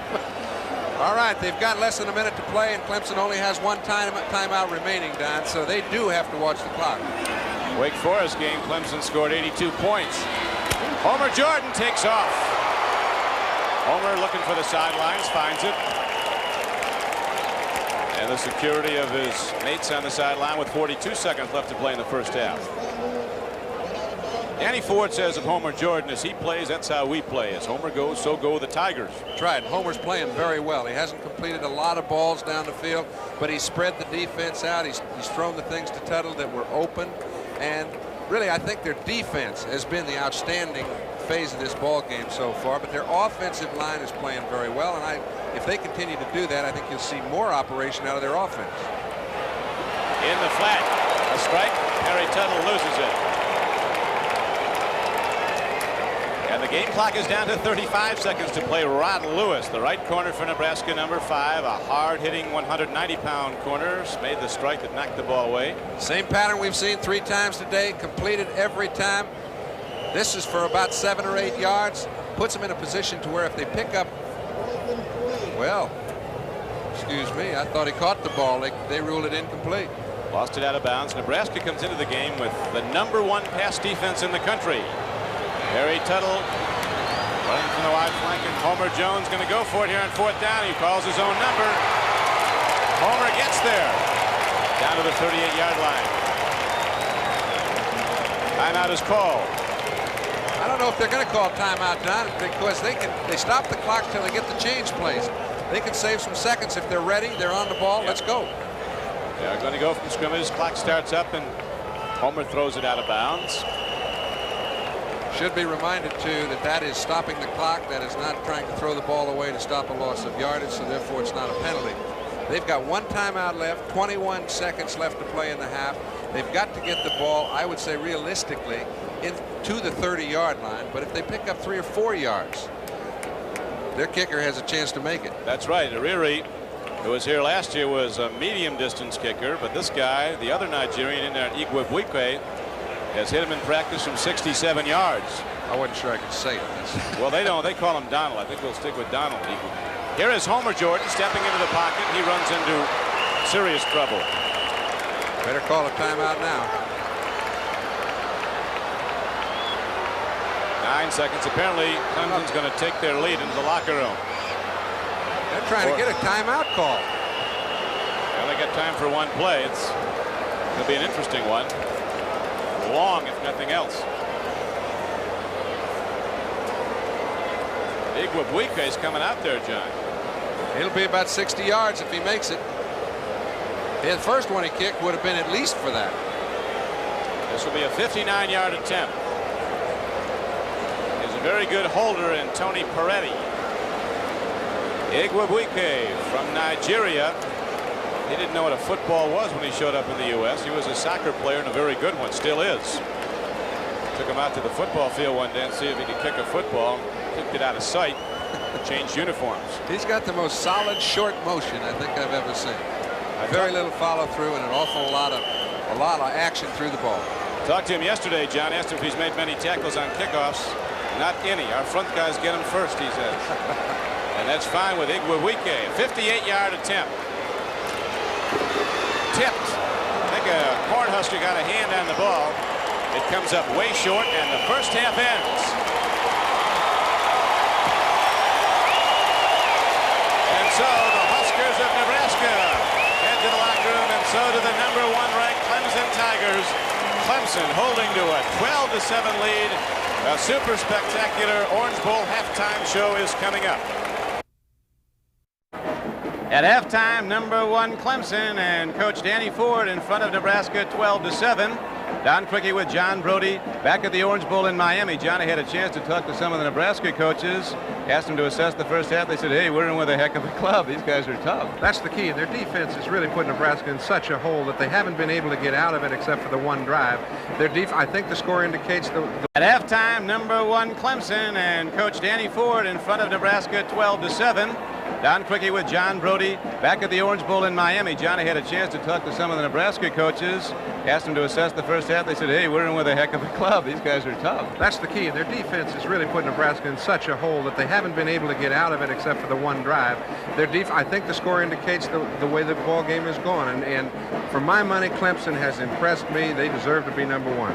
Well, Clemson is a lean, tough football team. There's no fat out there. They've been working in the hot weather, and it's showing. They're really looking sharp. First half statistics break down. Not real big numbers, John. I think you have very little to choose between the two teams, and it should be. You don't have much to choose on the scoreboard either. I don't think either offense has dominated play. Both defenses have played well. Nebraska has the back up to the wall, and Clemson keeping Nebraska in the hole. So I'm looking for a very active second half, primarily because Pittsburgh is 10-7 at this time. And you know that means that the winner of this ball game, in all probability, would be the #1 team in the nation. That's right. Right now, Pittsburgh is leading Georgia in the third quarter of the Sugar Bowl, 10-7. So if Nebraska, now the report Georgia scored, so Georgia's taking back the lead. Clemson wins this game, they will be national champion. They beat Georgia earlier this season 13-3, so they have a very resounding win over #2 on the record books already. Nebraska, beneficiaries of the upset of Alabama today by Texas, still with a shot to catapult to the top spot. Right now, Clemson is ready to receive as we open the third quarter of play. That's how it looks now at the Sugar Bowl in New Orleans, 13-10. Leads do flee. Yeah, they will change on you. Long way to go in this one now as we're ready to open the third quarter. Seibel is ready to kick off for the Cornhuskers of Nebraska. The Huskers giving up only 6 points a game in their course of their 8-game win streak, but already Clemson's put up 12 points in the first half. And Clemson is a hot weather team. They've been working out in Florida for 2 weeks prior to this game. Seibel unloads and kicks it through the uprights. So now as we're set to start the third quarter of play from scrimmage, here comes Clemson's quarterback Homer Jordan with his runners Cliff Austin, who scored the touchdown, and fullback Jeff McCall. Perry Tuttle and Gilliard are the 2 wide receivers. Bubba Diggs the tight end. Fisher, Farr, Berryhill, Clark, and Nanny the offensive front. They've been good. Bright orange the Clemson Tigers are wearing, and that's all throughout the stands. A lot of red out there too. The Husker fans down from Nebraska. First down at 10, Clemson. The ball was turning over, you'll remember, in the first half, and we could see more of those. This is a hitting game. Henry Waxter, the right end, making the stop for Nebraska. Defensively, the Huskers have Jimmy Williams, the All-American at left end, his brother Toby, the left tackle, middle guard Jeff Merrill, Henry Waxter, the right tackle, Tony Felici, the right end. Dan Kroger and Evans are the backers for the Cornhuskers. Lindquist, Lewis, Sims, and Krejci, and they played well. Nebraska's given up only 3 touchdown passes this season, number 1 in the nation in total defense against the pass. Running wide and running well for the Tigers is Chuck McSwain. Don, very seldom do you see a fleet of backs on both sides of the line of scrimmage that when they get a little break, just a little angle on the linebacker, they can outrun him to the sideline, pick up 7 or 8 yards. I've seen 6 backs in this ball game that can do it. And it is funny, too, we haven't seen an awful lot of Jimmy Williams, primarily because they have not run toward his side as much as they've run away from him, as they did on that occasion. It's not a bad idea to stay I with would, him. too. Number 96 is 225 pounds, runs about a 4.5 40. He's got great movement laterally, and everybody that follows Nebraska knows how good he is. Nebraska rolling at the end of the season. The coach of Iowa State, after they were hammered by Nebraska, said there might be better football teams in the country than Nebraska, but if there are, they're all playing in the NFL on Sunday afternoon. But right now, Clemson in orange and number 1 in the country has the lead, 12-7.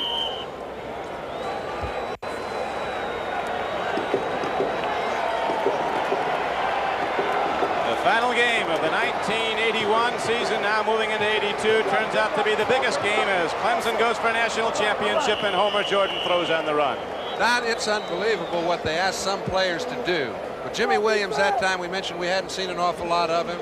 That time he was put in an underneath coverage on Perry Tuttle all the way. He's picking up Tuttle. Watch him, stride for stride. He turns to the outside, takes the angle away, forces Jordan to throw the ball out of bounds.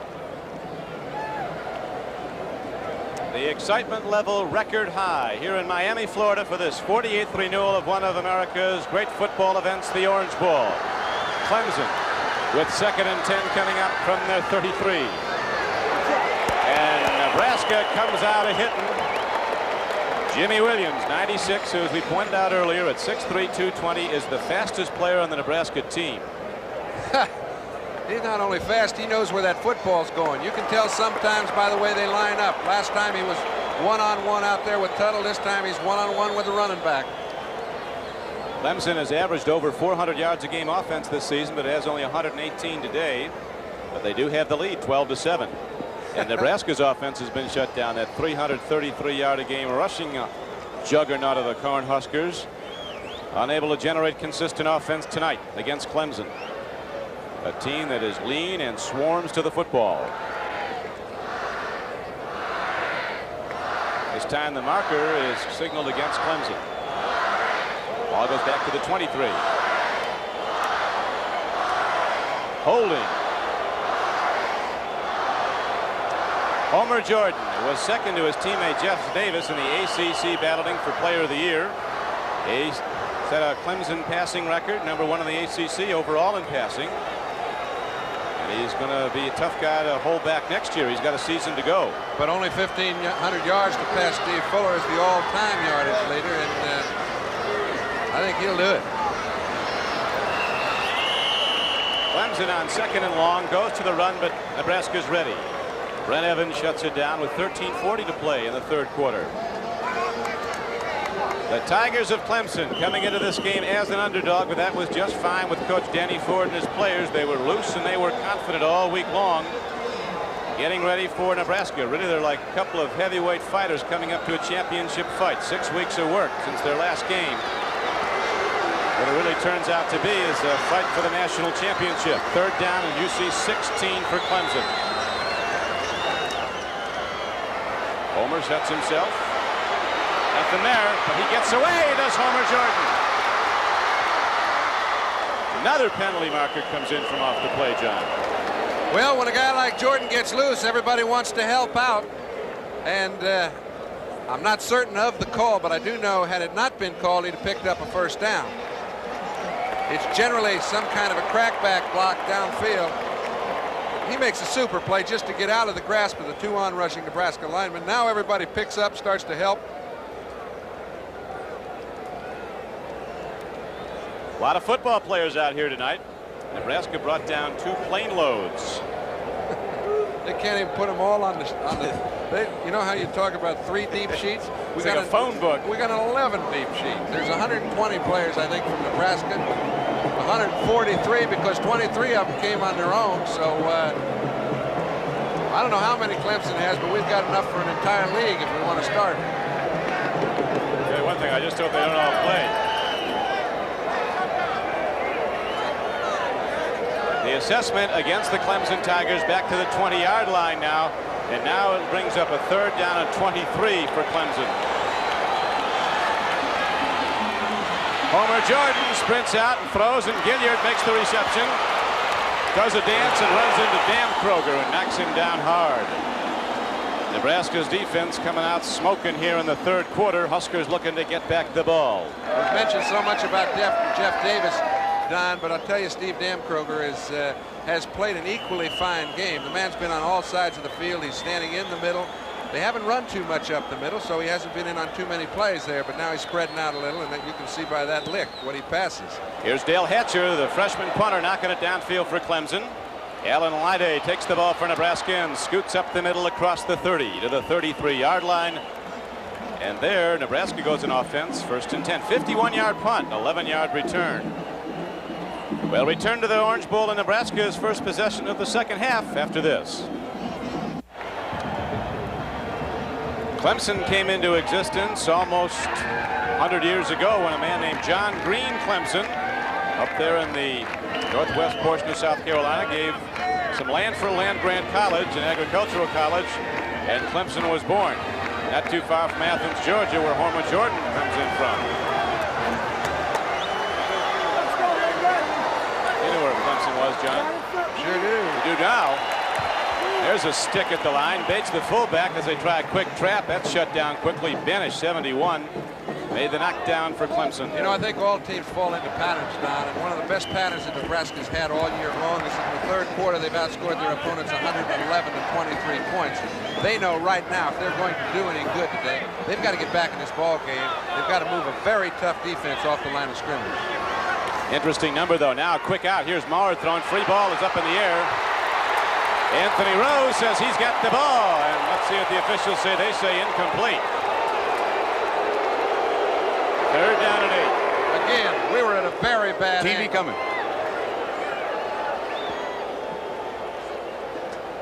Let's watch that again now. We're looking at this play exactly as those people at home are looking at it. Our back is turned. We know the ball is tipped. Bill Smith got it. He tipped it, and Anthony Rose comes up with it, but it's ruled incomplete. Well, all the officials unanimously waved no good at the same time. I've got to think it was right. Interesting call. Huskers go to the run on third down and 8. Mike Rozier is shut down.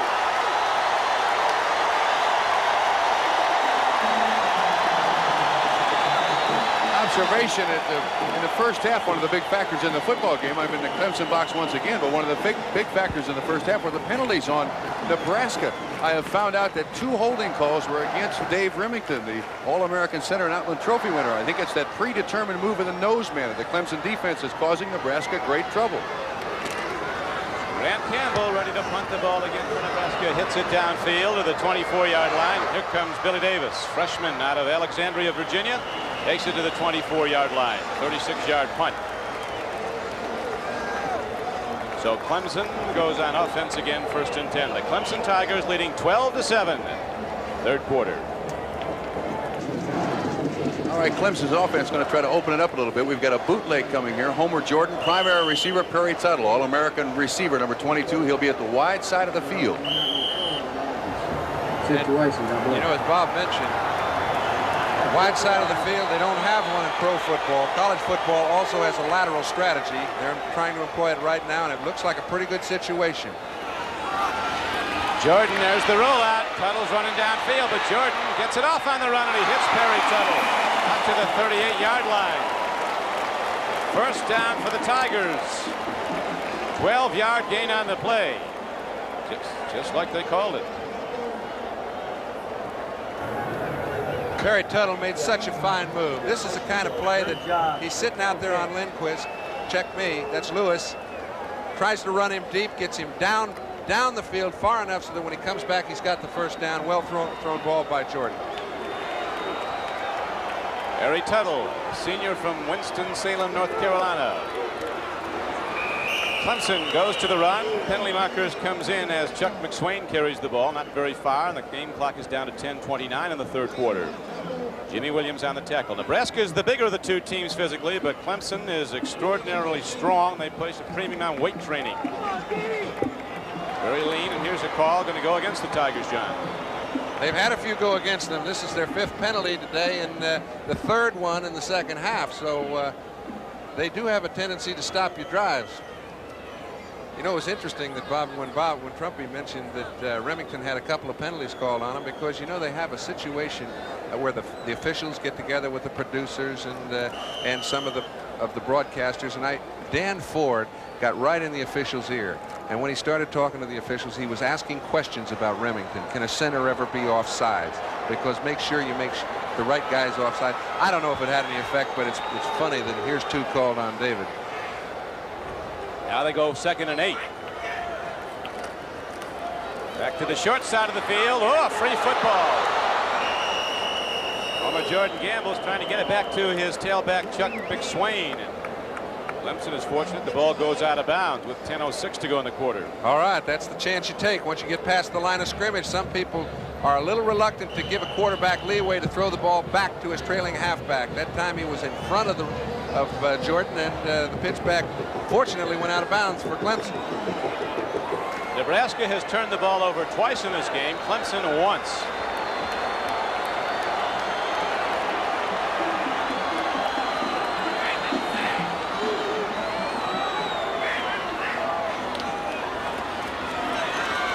Perry Tuttle comes back at the ball and turns upfield. And Tuttle's ahead for another big gain, or another Clemson 1st down, a 16-yard gain on the play. You know, we'd heard so much about Tuttle that generally you're disappointed when you see a man that's had as much recognition as Perry Tuttle has. But this man was underestimated, in my opinion. He gets out there with the quickest feet you've ever seen, great speed. And Lindquist is doing an excellent job. They put the responsibility on him when he's in his zone going the other way, where he's got him one-on-one for all purposes, and it's tough to come out on the strong end. Now it is 1st down and 10 for Clemson. Handoff goes straight ahead, and McSwain blocking McCall carrying, and he gets the ball down to the 36-yard line of Nebraska. And the game clock winds down to 9:48 to play. 12-7 is the score. That's how it stood at halftime.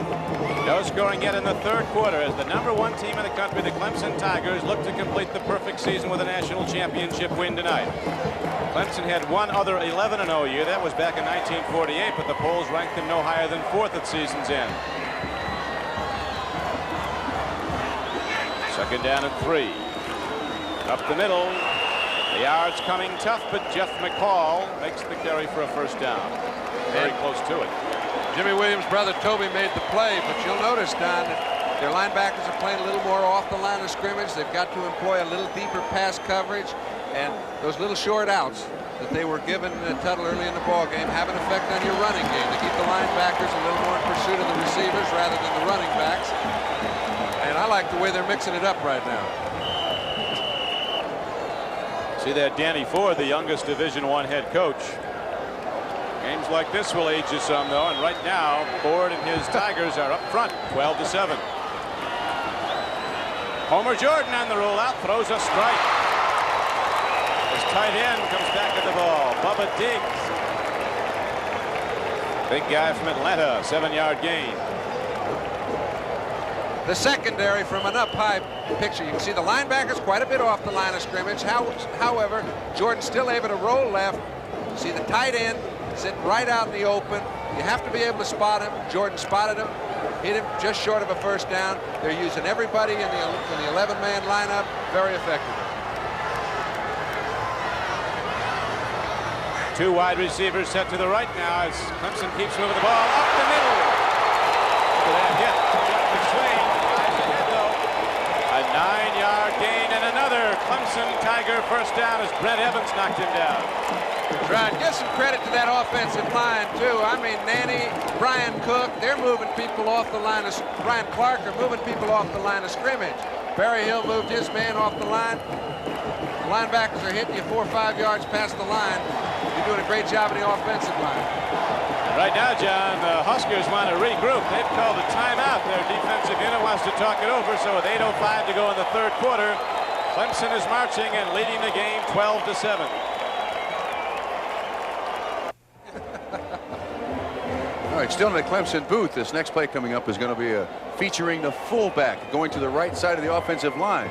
John Brody. Well, let me tell you this, Bob. If they feature the fullback going to the right side of the line, look at Lee Nanny, an All-American tackle who's played exceptionally well, particularly in the second half, Don, and their whole offensive line is doing a job right at this point. They are. They're coming off the ball like champions, moving out like they heard the starter's gun, and Clemson is playing a great football game. They are the #1 team in the country, at least so far tonight.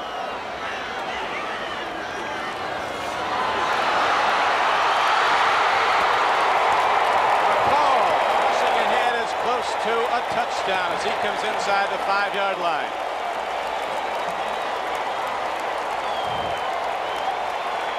Okay, they fooled him a few times. 77, 70. Brian Clark, great block. Barry Hill, great block. Back just has to run through the hole, picks up another first down.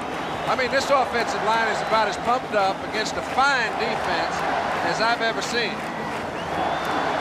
They are doing a great job against a Nebraska defense that was one of the best in the country. As we mentioned, they went 22 quarters, did the Cornhuskers, in one stretch without giving up a touchdown. It's 5.5 games.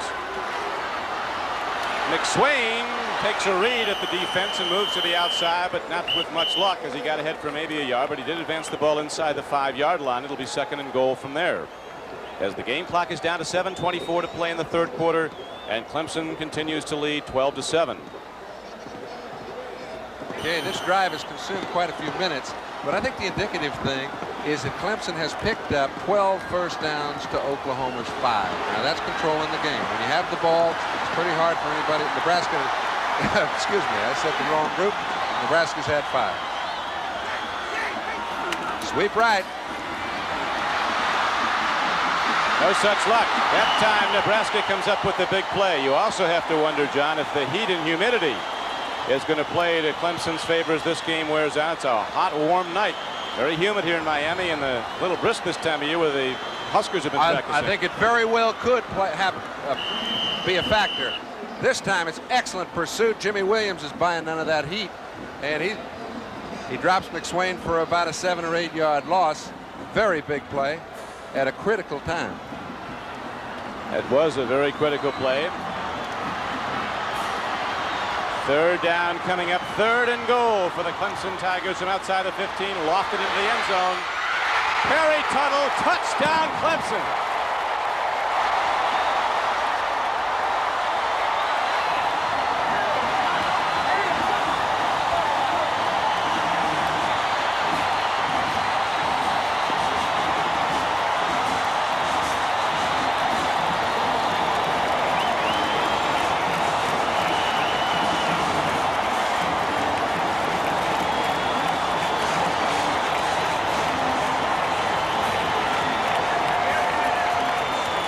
Great execution, Don. Just great execution by a fine receiver, excellent quarterback, put the ball right where it had to be. was a super throw. He had the wide receiver, the All-American one-on-one. And it was no match as the Clemson Tigers extend their lead to 19-7 with 6:12 left to play in the third quarter. Here's Homer Jordan lofting the 6-pointer. And one-on-one coverage is a very difficult assignment for any defensive back, particularly when it's Perry Tuttle. Bob Pauling hits the point after, and Clemson extends its lead now to 19-7, 6:12 to go in the quarter. Let the good times roll on the Clemson sideline. Oh, it was a well-run pattern. It was a beautifully thrown ball, and I'd hate to have been Alan Lide. He's sitting in one-on-one coverage with half the field to handle. He really covered him pretty well. Had very little case. When you're a receiver that has the ball thrown to the outside, has kept your eyes off it until the last moment, comes down with a great catch, puts him in a 2-touchdown lead. 19-7 advantage. Perry Tuttle with 5 receptions tonight. Igwebuike kicks off to the goal line, and here come the Huskers. Rozier busts it up the middle and gets to the 30, a 30-yard return. And now Nebraska might have to do some pitching to get back in this game as they trail 19-7. You remember Mark Maurer had an excellent game in the last game of the season against Oklahoma. He hasn't thrown the ball very much today. They haven't moved the ball very much today, but I think he's going to be called on right about now. We saw a wild ending here last year as Oklahoma rallied to come from behind and beat Florida State 18-17. Maurer rolling out, can't get the ball. He's looking for his wide receiver, Todd Brown. Jeff Suttle defending. Maurer had a brilliant game throwing the ball and directing the offense in the win over Oklahoma. Didn't throw it a lot. He usually puts it up about 12 times a game as a 50% thrower. We did mention he has trouble by a sore shoulder early in practice, but was gunning the ball well last night.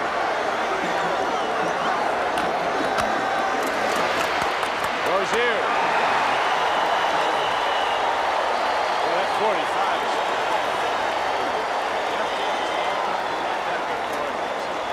again is on the stop with 5:48 to play in the third quarter. Right now, if Nebraska's going to get back in this ball game and have a realistic chance of winning it, they've got to do it against a team that's pumped up, knows what they're playing for, and is playing right at the top of their game. And as this game wears on in the heat of South Florida, Clemson's defense seems to be getting faster and tougher, and now they almost come up with the ball again. If it's wearing a white shirt, it's going to get hit out there.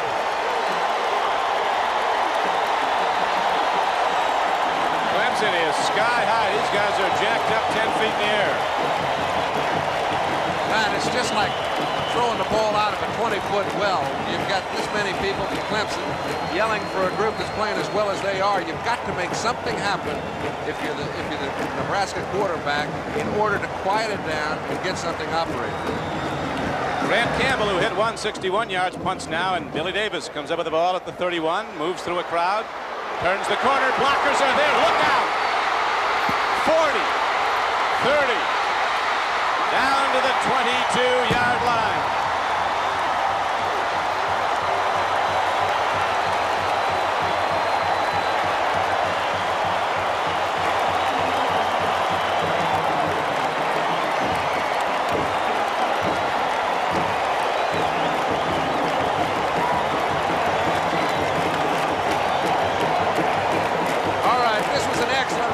By Billy Davis, but this is a composite effort. You look at a wall. Have you seen a wall formed any better than that one was? Once he breaks the point of attack, 2 yards after he gets the ball, he's got excellent downfield blocking. It looks like he's cutting into the traffic, but really he got the most out of the play. He sure did. A 48-yard return, and now here's a pitch back. Cliff Austin runs it inside the 20. And Clemson, with its exceptional conditioning and muscle, is putting the knockout punch on Nebraska right now. It is a 19-7 game with 4:50 to go in the third quarter.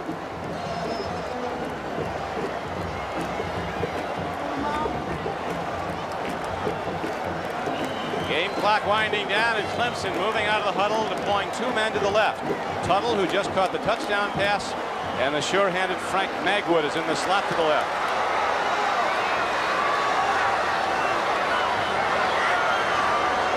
Second and 7. High back. Nothing there. A hard hit put on by Jimmy Williams, the All-American, 96, and a penalty marker down also.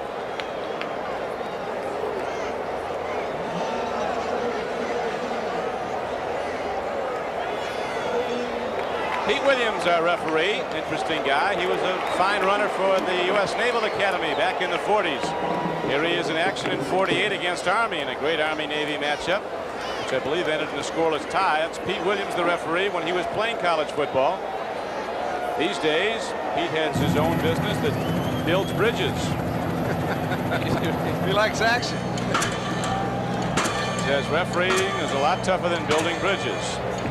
It's like getting hit by the Clemson defense. Pile driver. And Pete Williams steps back into his striped shirt and goes back to work as the referee of the 1982 Orange Bowl on NBC. Don Quickie with John Brody and Bob Trumpy. As the #1 team in the country, the Clemson Tigers have extended their lead to 19-7. Second down and 19. Throwing out the strike. Gilliard comes back at the ball. And little Jerry Gilliard from Yuma, Arizona makes the play for Clemson. Look at that, Clemson soda. Well, when you've got a guy like Tuttle on the other side, you don't get it thrown to you very often. And when your number's called, you better get open. Gilliard made an excellent move to get open in between the secondary. Came up just a little short of the first down. It's 3rd down and 3. And look at that score, Crick. Pittsburgh has come back, taking the lead over second-ranked Georgia, 17-13. Here at the 1982 Orange Bowl, we have 3 minutes and 23 seconds left to play in the 3rd quarter. The clock is running in Clemson in orange, #1 in the country, opening up a 19-7 lead. Maryland, long time ago, the last ACC team to win a national championship in college football. Well, the whole world's finding out what Clemson's all about here tonight. They are #1, and they are good. We'll be back after this. We're still in the Clemson booth, and we were hoping you could hear some of the coach's comments, but we're deciphering them for you. In this particular play, Perry Tuttle starts in the right, goes motion to the left, and Homer Jordan is going to roll out as the option to run or pass, depending on the coverage. And Tuttle is the hot receiver so far. You know the Max? Yeah. He knows about it. We told him that. He better, man. Come on, Butcher, do it again. Let's see, we're running away from Williams. We'll be at the other boy now. That's right. That's what we want to sprint on. I think we've been getting him down. With the Max call, he might be closing. The only thing is, we got Lincoln over here and Lewis to the other side. We can't have it. He's hurt. He's limping a little bit. Yeah, they're going to. Corner on our left. Okay, let's see Perry Tuttle if he does indeed roll out. And here comes Perry Tuttle in motion. It looks good. Yep, there's Homer Jordan sprinting, pumping, and getting some problems. Tony Felici, a defensive end from Omaha, number 46 for the Huskers, makes the stop. Felici, a walk-on who worked his way to first-team status. Look good, work bad. Yeah. That's right. It's Tony Felici. Huskers come from all over, though. Middle guard, Jeff Merrill from Huntsville, Alabama. His backup, Kurt Heinlein from Bellevue, Washington. The Williams brothers from Washington, D.C. But there are also a lot of native Cornhuskers on this team. A high spinning field goal attempt 36 yards away is up and good. Bob Pauling kicked that one. He kicks the shorter one.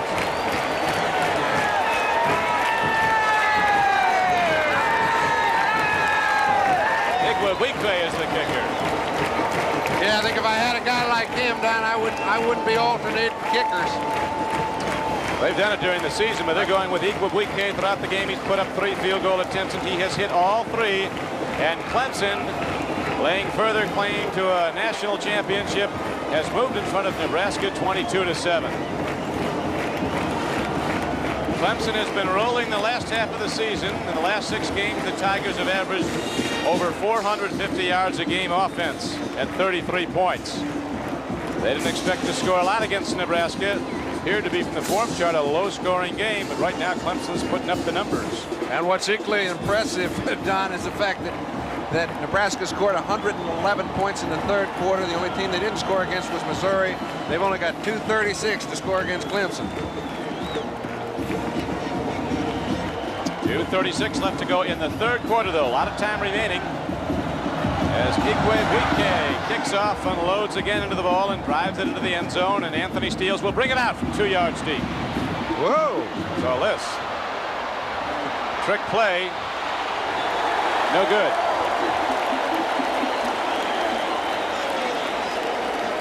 Randall Arrington ran it down. 13-yard return.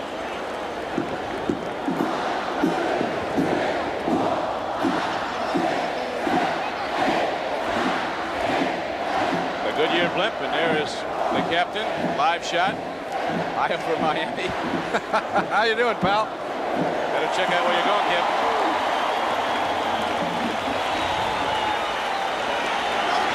Bauer takes a look, throws over the middle, intercepted and lost.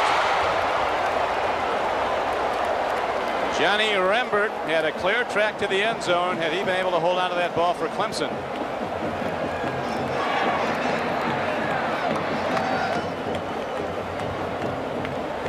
Tell you, when you see a fella this big as Rembert is, moving like he does, Mauer's in a position where he has to throw the ball. You see a man 6'4", 6'5", moving like that in the secondary. That's impressive. Can't tell me Clemson's small. No, Clemson is big and lean and strong. Rembert 6'3", 220, a running linebacker. And handoff goes to Roger Craig, who ran well in the first half, and he gets the ball ahead to the 24-yard line before defensive end Joe Glenn beat him. Clemson does well in orange pants, the record shows. Only 3 times they wore them other than tonight. They're doing well. They could probably play without them. Yeah, that's right. Put these guys in sweatsuits. Now, what Tom knows, he knows he's in a situation right now where they have to make something happen. Pulling out all stops.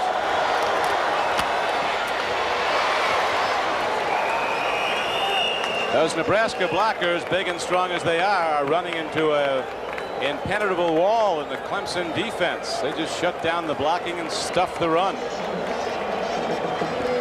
They would love to be in a position where Dave Remington, number 50, the center, the Outland Trophy winner, playing on William Perry, could use the strength that he has and make it effective for them to be in a position to win the ball game. But they've got to move it down the field a little faster than they'd like to be able to. Now they put Devane at middle guard. They're trying to wear Remington out.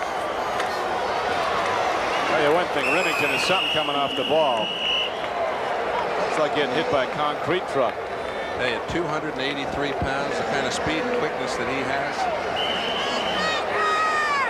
Little Tiger fan, not quite sure what he's celebrating, but knows something's going right. Clemson has 13 first downs this half. Nebraska but 6. Dave Remington, all 285 pounds. Watch him come off the ball.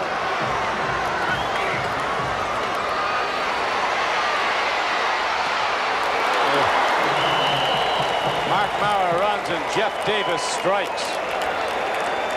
This is one of the great players in America, number 45 on Clemson, the All-American linebacker with the super strength. The young man we mentioned earlier who bench presses over 500 pounds, 515 to be exact. I've seen Nebraska run that option play, and I've seen them run it effectively. And the way you do so is you beat a linebacker like Jeff Davis and keep him from running sideline to sideline, which no one has been able to do all night. Jeff was the guy John had said before the game he's tired about all this talk. What's Clemson? Where's Clemson at? So we're going to show him where we're at tonight. We're number 1. Here comes Roger Craig on 3rd down and only a yard. He drives ahead to the 39-yard line. He has a first down for Nebraska. Andy Hedden knocked him down for Clemson. That'll do it for the third quarter. Clock runs out. Coach Danny Ford, 33 years old. Like the man who coached him, Bear Bryant, who's had so many national champions, might be joining the Bear in that national championship. Both Blanquist and Lewis are left. Gentlemen, an observation from the Clemson coaching booth. The coaches in here, all 7 of them, feel surefire that there's no way that Nebraska can score 15 points on the Clemson defense. No matter what they try, they don't believe they can score 15 points against this defense. They feel they have control of the line of scrimmage for this entire game, and there is no sweat for the rest of it. They're just waiting for the champagne. Well, we'll see. I think that, Bob, what you were saying, which is so pertinent, is they won't change any defensive strategy. Come out, get him! There's a play fake, and they go out, and they make the strike. To the tight end, Jamie Williams. They go to the tight end. We'll be checking in right along now at the Clemson coaching box. What you hear in the background will be the Clemson assistant coaches. A spirited and well-prepared group. One tight, one tight. Tight in the light. Come on now. Let's have our big play now. Hey, Bo. All right, tell Tud if he come back without nut, make sure he sails out. Overset. Overset. Go ahead and get over here with him. Make sure he sails out, turn it up, avoid contact. 1st and 10, Nebraska. Go! Reverse! Reverse!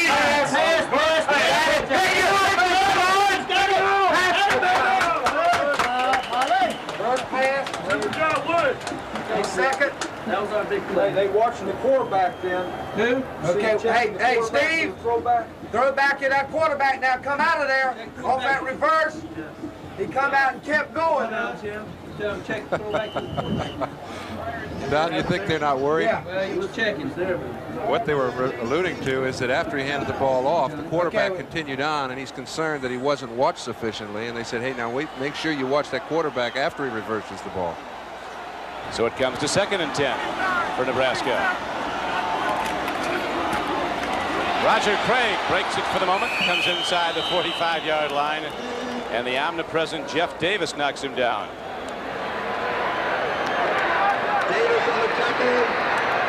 You guys are number 1. You know, that's a so-far job. I've seen Nebraska play too well in the 3rd and 4th quarter. I've seen them play too well all year. For them not to think, as much as Clemson's staff thinks, they think they can score 2 touchdowns. And they're taking it very methodically. They're moving down the field, once in a while a little trick play. But they don't think this baby's anywhere near over. Well, we've got a lot of time left. 13:40 to play. 3rd down and 4. Moore arcs it up. Todd Brown catches the ball. But they say he got it out of bounds. Incomplete, and 4th down and 4 comes up. Jeff Suttle was defending. Okay. Terry Kennard really played the ball pretty well. It looked as if Todd was open. It looked like he could have stayed in bounds. He could not. The ball had to be thrown where it was, and Kennard had made the play. This year, the Clemson defense held 10 of its first 11 opponents to under 10 points. Not many expected they'd do it against this high-power Nebraska offense, but so far they have. 22-7 is the score. Clemson is in the lead with 13:35 left to play in the game. Jeff Davis comes off, and we'll come back after this. The San Diego Chargers are the NFL's #1 offensive team, but the Dolphins haven't drowned yet. They're coming on strong tomorrow. Plus Sunday, the Buffalo Bills take on the red-hot Cincinnati Bengals. The sports ticket for great NFL action. Don Criqui with John Brody and Bob Trumpy back at the Orange Bowl. A little earlier we showed you where Clemson, South Carolina was. And there is where Lincoln, Nebraska, capital state, a part of the great Corn Belt of mid-America, a state that feeds not only much of the United States but a good part of the world with its vast and advanced agricultural system. Tom Osborne, the coach of the Huskers, with a problem now as his team is down 22-7 and Nebraska forced to punt. A high punt hit a Nebraska player, and then they downed it. So Clemson in the lead, 22-7, goes back on offense. 32-yard punt. Tiger paws.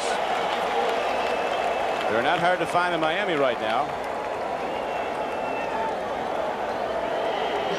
Between oranges and orange tiger paws, we got a lot of orange down here. You got that right. There might be a party among these people afterwards. They have a good group that's come down the pike down to Miami from South Carolina, and they're campers. They've come every which way. A lot of football left. Those fellas in the orange jerseys know it. Homer Jordan rolling out. Homer's on the run. Gets the 12th man, saves him. He gets out of bounds and takes out a couple of photogs.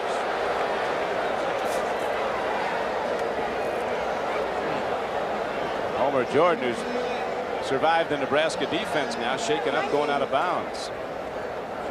Let's check in with the coaches again up here in the press box. Watch it. Left over 4, 52 over. If they come with press, he's all right. He's okay. What you got, Nelson? 52 over.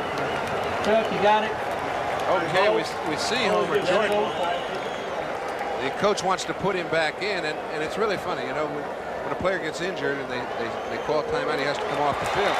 I think the concern that Ford had is, hey, he was injured, but by a photographer. A couple of them down there running into them. How can that be called?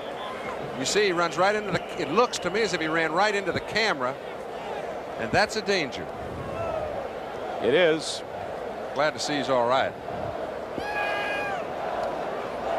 Homer Jordan back in. You see he's run the ball, not for a lot of yards, but he's done it at opportune times when he's been trapped, and he's gotten away from a lot of corners. They've been hemmed in a few times and gotten out. Passing, he's been superb. 19 throws. He's completed 11 for 134 yards and a touchdown to his All-American Perry Tuttle. 2nd down and 6 coming up for Clemson from the Tigers' 23.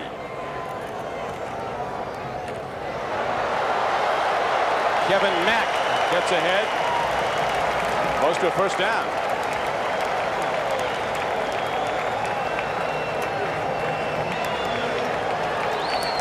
Hope you're enjoying this innovation of taking a check on the coaches in the press box. Let's check in again now and hear what's going on in the Clemson press box, where there's the sweet touch of Dixie in the voices. Let's go, bud. Go on, football. Let's go. Come on, Brad. Come on, Brad.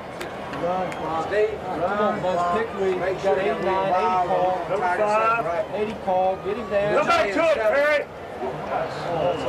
You got rid of it. Good job, Brian. Yeah, they drop at the end when they go 80. What's the talking about? Huh? They're talking about a little miscommunication there. He thought Tuttle was going down the field. He stopped. The ball was already in the air. Looks like a bad throw, but it's just a miscommunication. Fullback. Coach Stoker. Yes, sir. Be afraid of your slant, man. Okay. You should have kept coming there. What you got, Nelson? 46. Turn his air 46. 46. That's all we got. Come on, hit it now. Let's go. Hit it. 46. Shit, he's 8 yards deep. He checked. Snap. Ooh, that's supposed to intercept there. He checked to 60. Incomplete pass goes to Kendall Alley as Tom Osborne exhorts his Cornhuskers to get it going on defense, get back the ball. 3rd down and 10 is coming up for Clemson. 12:43 left in the game. Well, so many times. How many times have you heard a team that has a little tough luck down the stretch say, you know, we think they played a little too conservatively? Well, if that cannot be accused of Clemson's offense. They put the ball, they've come after Nebraska time and time again. That's what I meant when I said they do not think this game's over. They know they have to move the ball. That's right. They're still attacking. The Clemson Tigers putting the ball up even with their 22-7 lead in the 4th quarter. But they know of Nebraska's prowess. Now they can come back, and now Austin runs with the ball. These little defensive backs hit like cannons.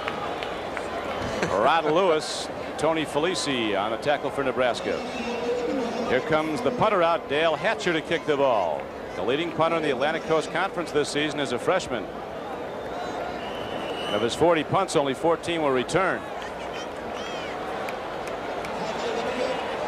Clemson's Tigers, with the clock at 12:12 to play in the game, go to the punt. Knocked downfield, a fair catch is signaled for and made by Irving Fryer, who is trouble if he takes off with one. He's broken them for touchdowns twice this season, one from 83 yards away. And that's what he was hot about, Don. He thought he should have taken off with that one rather than fair catching.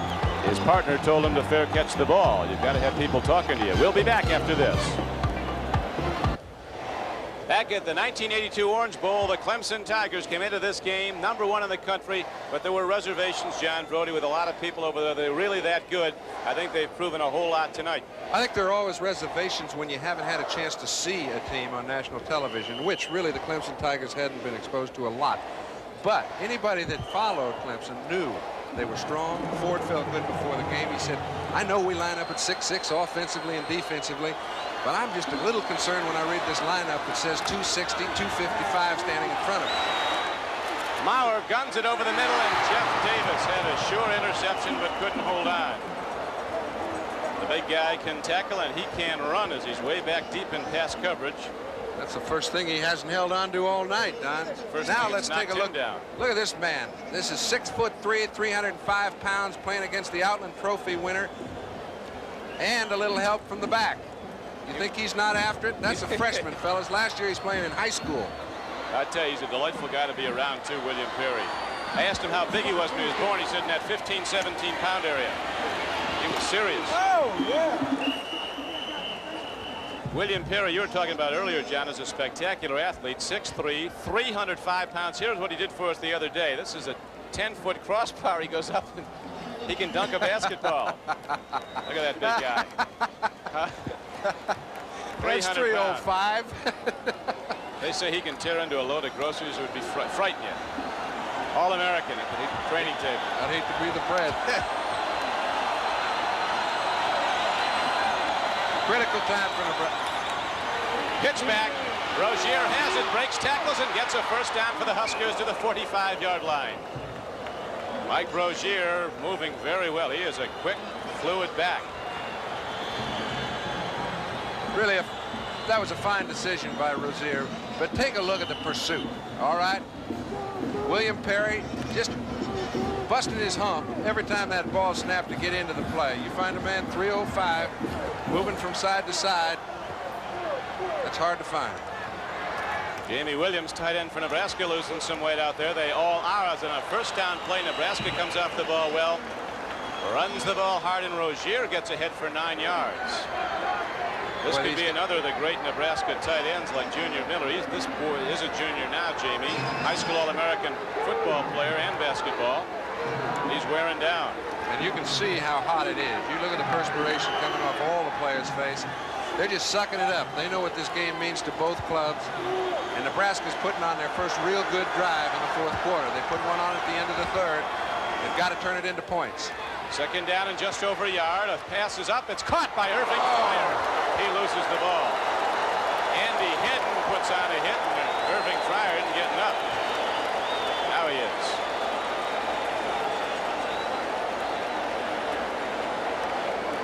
It's tough out there. This is a well-thrown ball by Maurer. Play action pass. Really, everybody in the house knows this baby's going up top. Good attention on the ball, but Hedden had better attention on him. Irving Fryer from Mount Holly, New Jersey. Some good football players come out of there. One for mention, Franco Harris of the Steelers. Now it's third down and just over a yard. Pitch back Rozier. You remember the touchdown before on this play, but he's going to run it. He's got the first down, and he's down to the 37-yard line. First down, Nebraska. Don, do you remember when we mentioned that little reverse play where look out, he might throw it back to the quarterback? That's what that play was intended to do. Well done on defense by Hedden. Had Maurer covered. Back made an excellent decision more than a run. Early in the game, on the second possession of Nebraska, you'll remember Rozier on that same play rolled out and threw a touchdown pass to Anthony Steeles, and Nebraska took the lead. That was their only score of the night so far. Now they go to the run, and look at Rozier break tackles. Superb running by the sophomore Mike Rozier. This time he goes for 13 yards right up the middle. Rozier's been the key man in this drive and has played well all evening long. His offensive line gives him a real good surge, allows him to get through at the point of attack. When he does, he knows what to do. He leaves Anthony Rose on the ground, picks up another first down, and they're on the move. On the move they are, as Nebraska's now down to the 26-yard line of Clemson. Pitch back. Roger Craig, what a great play, and Craig breaks, and he's going to go in. Roger Craig is in the end zone for a Nebraska touchdown.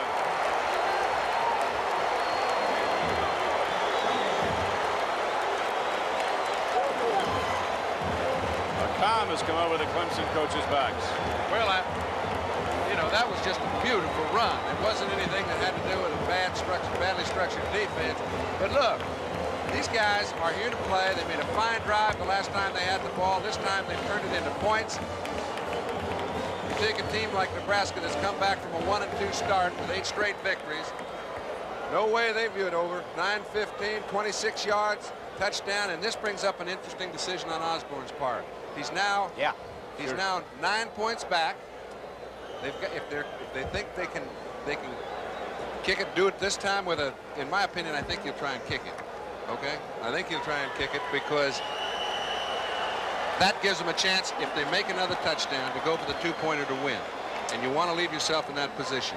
You don't want to miss a 2-pointer now and have 9 points to pick up because it would be a letdown for your entire squad. Right now, John, he's keeping his regular offensive unit out there. See if he sends in the kicker. I would expect him to do that. It's one thing to go for a 2-pointer from 3 yards out. It's another thing from 8. But they're having a go at it. They're apparently going to have a go at it.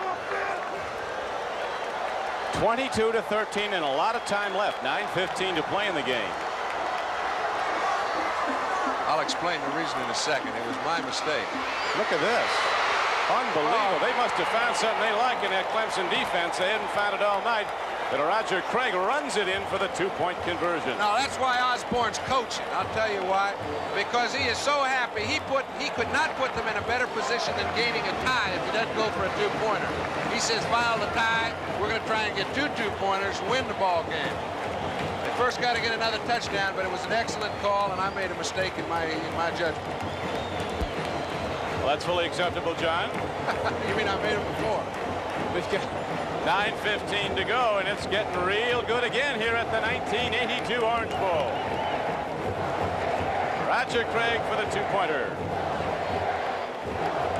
We got a good one going in Miami, Florida. Don Criqui with John Brody and Bob Trumpy. 9:15 to play in this national championship game. The Clemson Tigers now their lead down to 7 points, 22-15.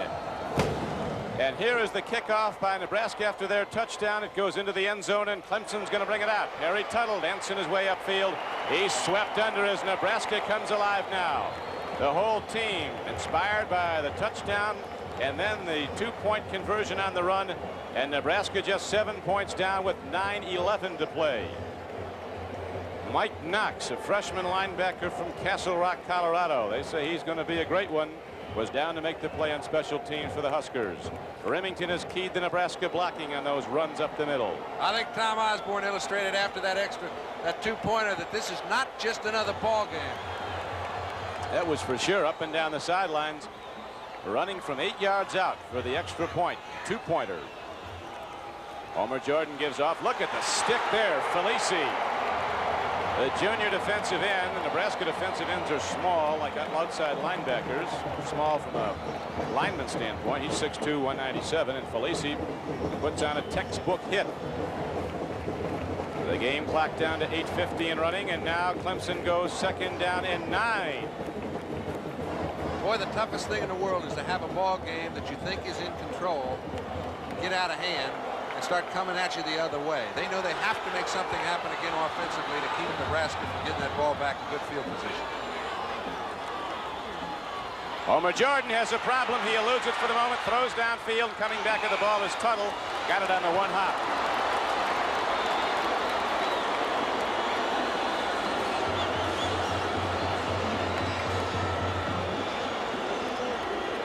It was 77, as we mentioned, at kickoff time, and very humid. I don't think it's gotten any cooler as the night's worn on, John. That's right. Here's a man that keeps his cool. You remember when asked whether he caught the ball in the end zone earlier in the ball game during the first half? He said, no, I never had it. He also knew he didn't have that one, handed it back to the referee. Let's go back and get another play.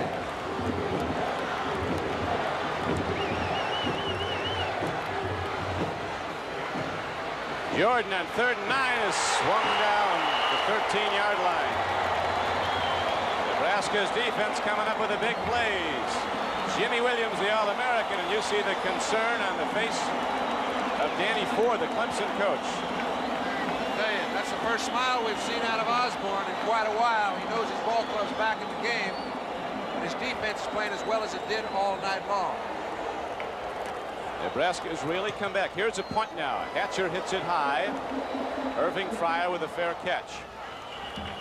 And the Huskers start out at their 38-yard line after a 49-yard punt by the freshman kicker for Clemson. 7:49 to play in the game. Nebraska down by 7, takes over 1st and 10 when we come back to the 1982 Orange Bowl.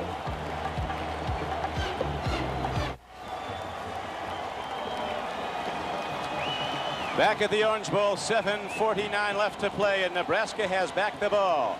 The Cornhuskers, resurgent here in the 4th quarter, scored their last possession, hit the 2-point conversion on a run, and now they're down by 7 as word comes in from New Orleans that number 2 Georgia is losing to Pittsburgh with just 20 seconds to play. And don't think Nebraska doesn't know that.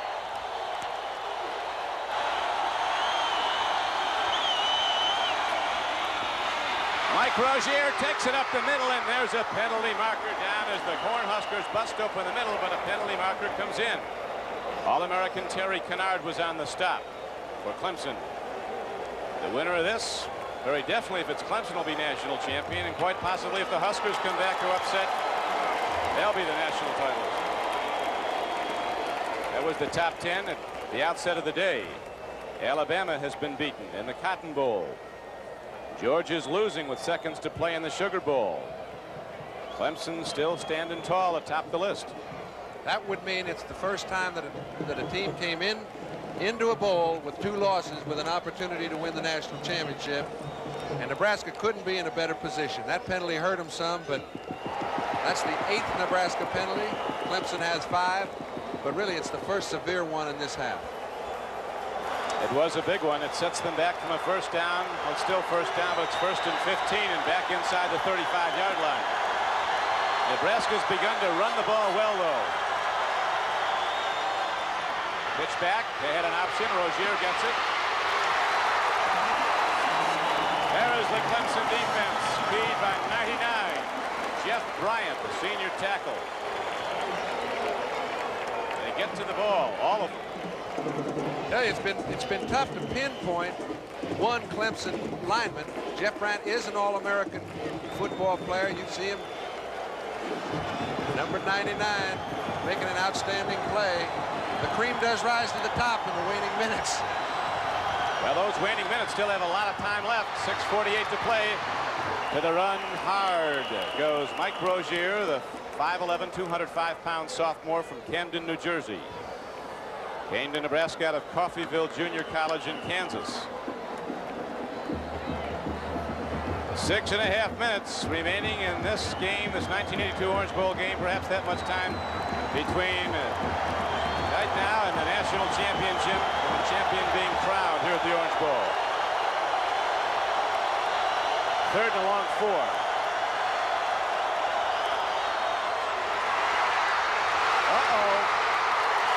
Roger Craig gets the ball, but Hollis Hall is right on him.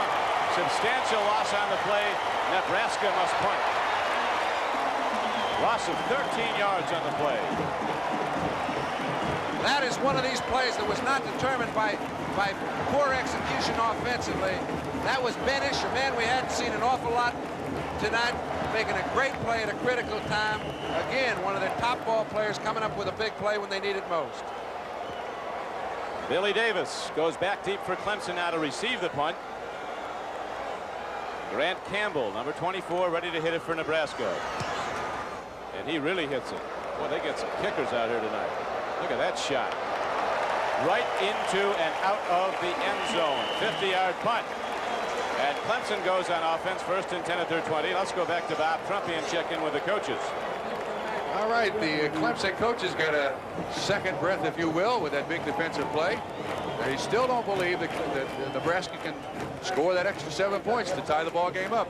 Enthusiasm picking up a little bit. Everything's okay. Hey, listen. All right. Nebraska's defense has come on so strong in the second half, Don.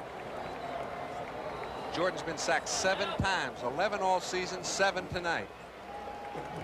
They've tackled him for losses. That's Homer Jordan trying to roll out. Has been knocked down, particularly in the second half as Nebraska's generated the rush. Dan Kroger makes the tackle there on Jeff McCall, the Clemson fullback. And the game clock ticks on down to 5:08 to play. And it does become a consideration because Nebraska has only one timeout left. That's right. They can't afford to give Clemson a couple first downs and get back in the ball game very easily. Tuttle comes out wide to the left. Magwood's in the slot down at the lower portion of your screen, number 2. 2nd down and 8, Clemson. Good handoff. Jeff McCall got it. Good fake by Homer Jordan, and Coach Osborne paces the sidelines, waiting for his Nebraska Cornhuskers to get back the ball.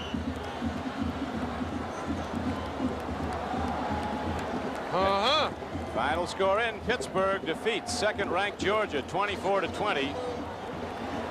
The whole year's history, pal. These next 4.5 minutes determine the outcome of the winner. Indeed. This, the final game of the college season, turns out to be the biggest one of all. Handoff up the middle. Jeff McCall carries it across the 30-yard line with 4:08 to play. Clemson 22, Nebraska 15. First down, Tigers. And earlier today, you just saw that number 2, Georgia's lost. Earlier today at the Cotton Bowl, number 3 was also beaten. And right now, at the 1982 Orange Bowl, the Clemson Tigers, resplendent in their bright orange uniforms, trying to win this game and win the national championship. 3:49 left to play, and they lead by 7. Handoff straight ahead in the first down carry. Chuck McSwain, a 190-pound tailback from Caroline, North Carolina, takes it ahead, gets some yards. You see the game clock ticking on down to 3.5 minutes to play. And Osborne continues to pace the sidelines, the quiet desperation of a losing coach, but he's not done yet. This ball game's had it all, and I'm sure we've got quite a bit left. 2nd down and 6. Tigers loaded up on the right side.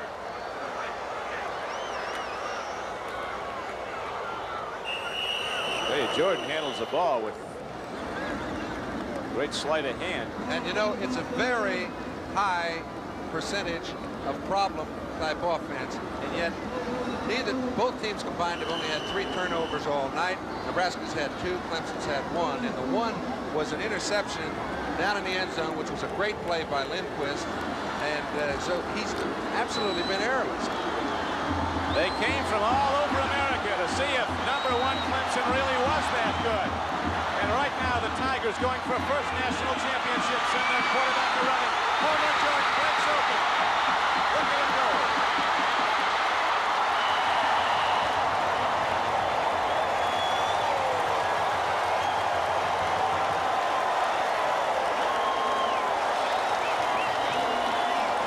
When they needed it most, Homer Jordan gains 23 yards.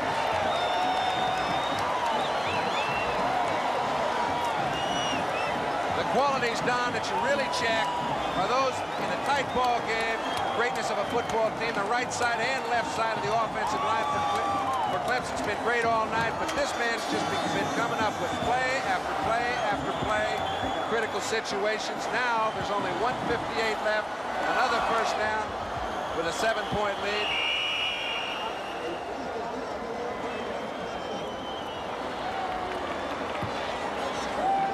We're number 1, and right now the Clemson Tigers surely are with 1:53 to go. Not over yet.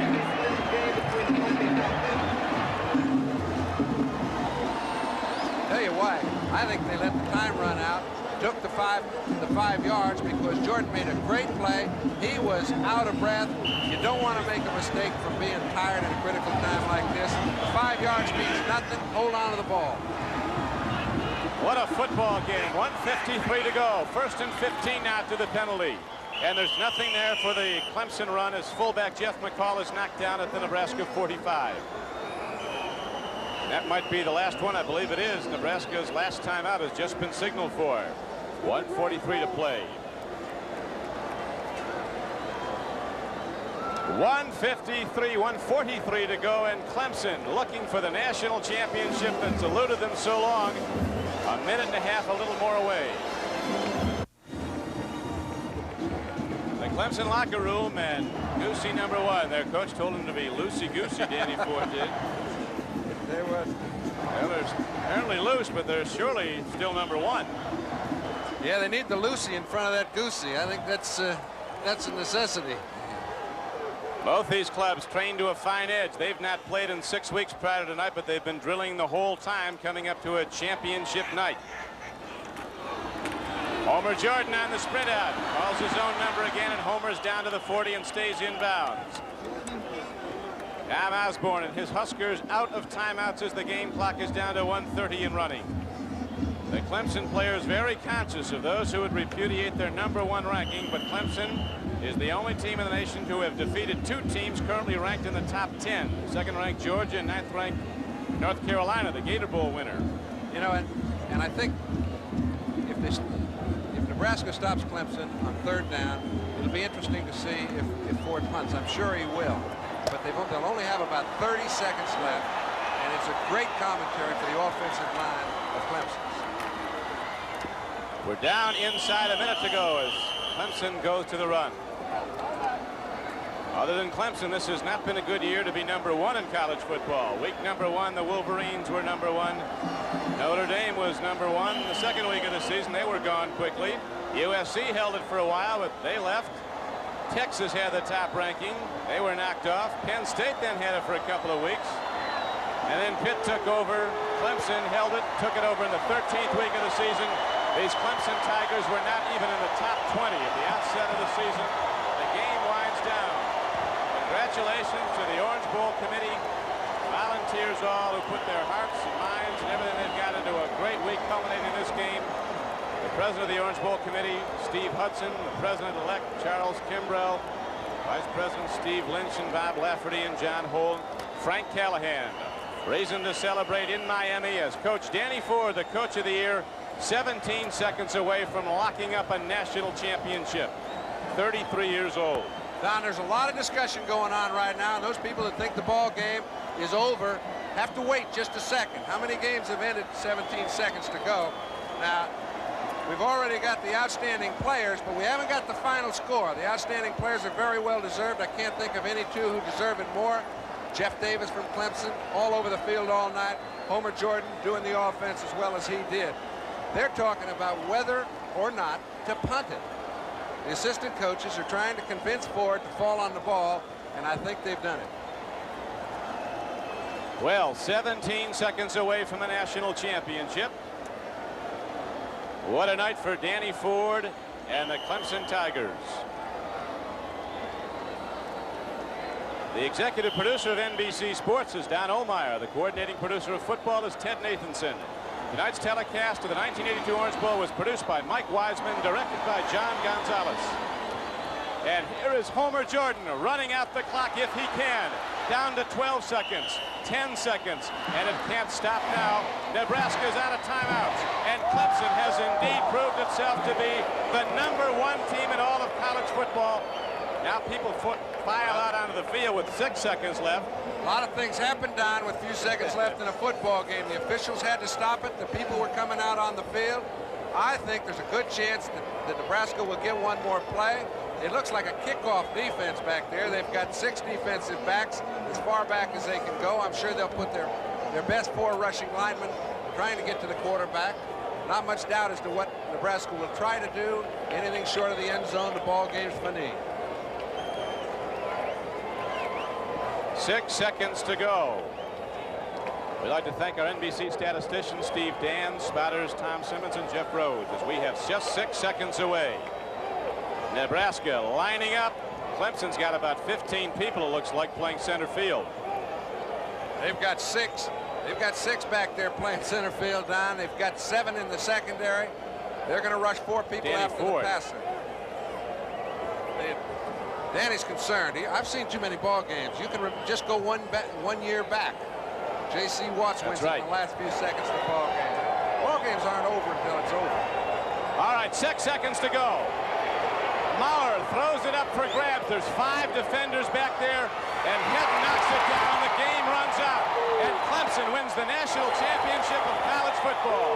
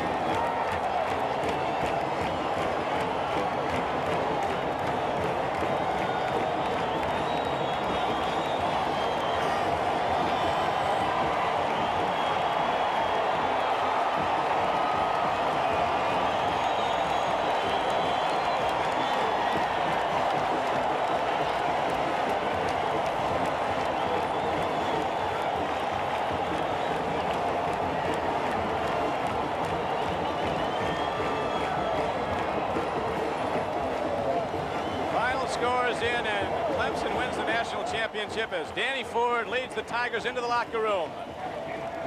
22-15 the score. Clemson led at the outset 3-0. Nebraska came right back and scored on a sustained march. It looked like the Huskers were in the roll.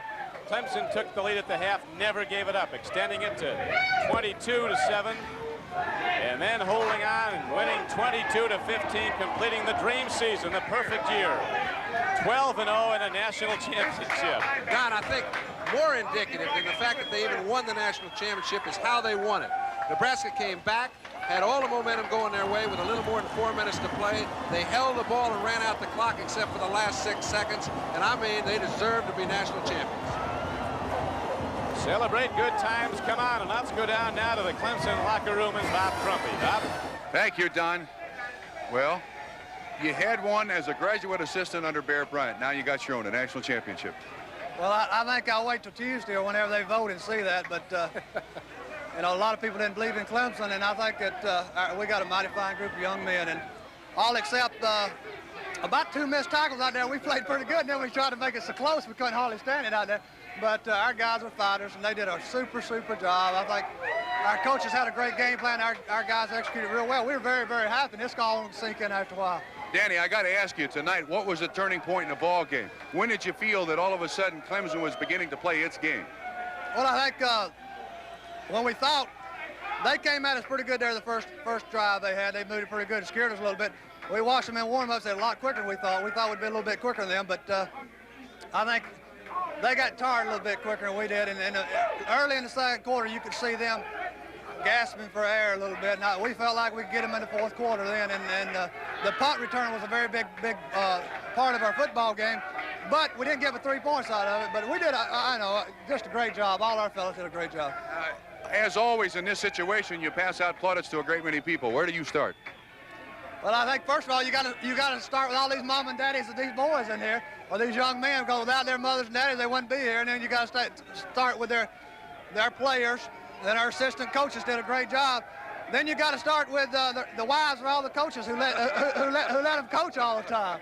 And we had a great university, Clemson University. Congratulations. Back to the booth with Don Cricky and John Brody. Thank you, Bob. And there it is, a national championship for Clemson. The game, everything it was cracked up to be, coming right down to the wire. And Clemson proving to the world they are indeed #1. Congratulations to Danny Ford, to the Tigers, to everybody who backs this Clemson football team. They did a masterful job tonight at the Orange Bowl. A great game again, the 48th renewal of one of the hallmark events in college football. The final play of the game. Oh, this is an earlier touchdown. And here are the highlights as they all come up very quickly, but in the end, it was Clemson. Now for John Brody and Bob Crumpy, this is Don Cricky. Glad you could be with us at the 1982 Orange Bowl. Good night. Happy New Year.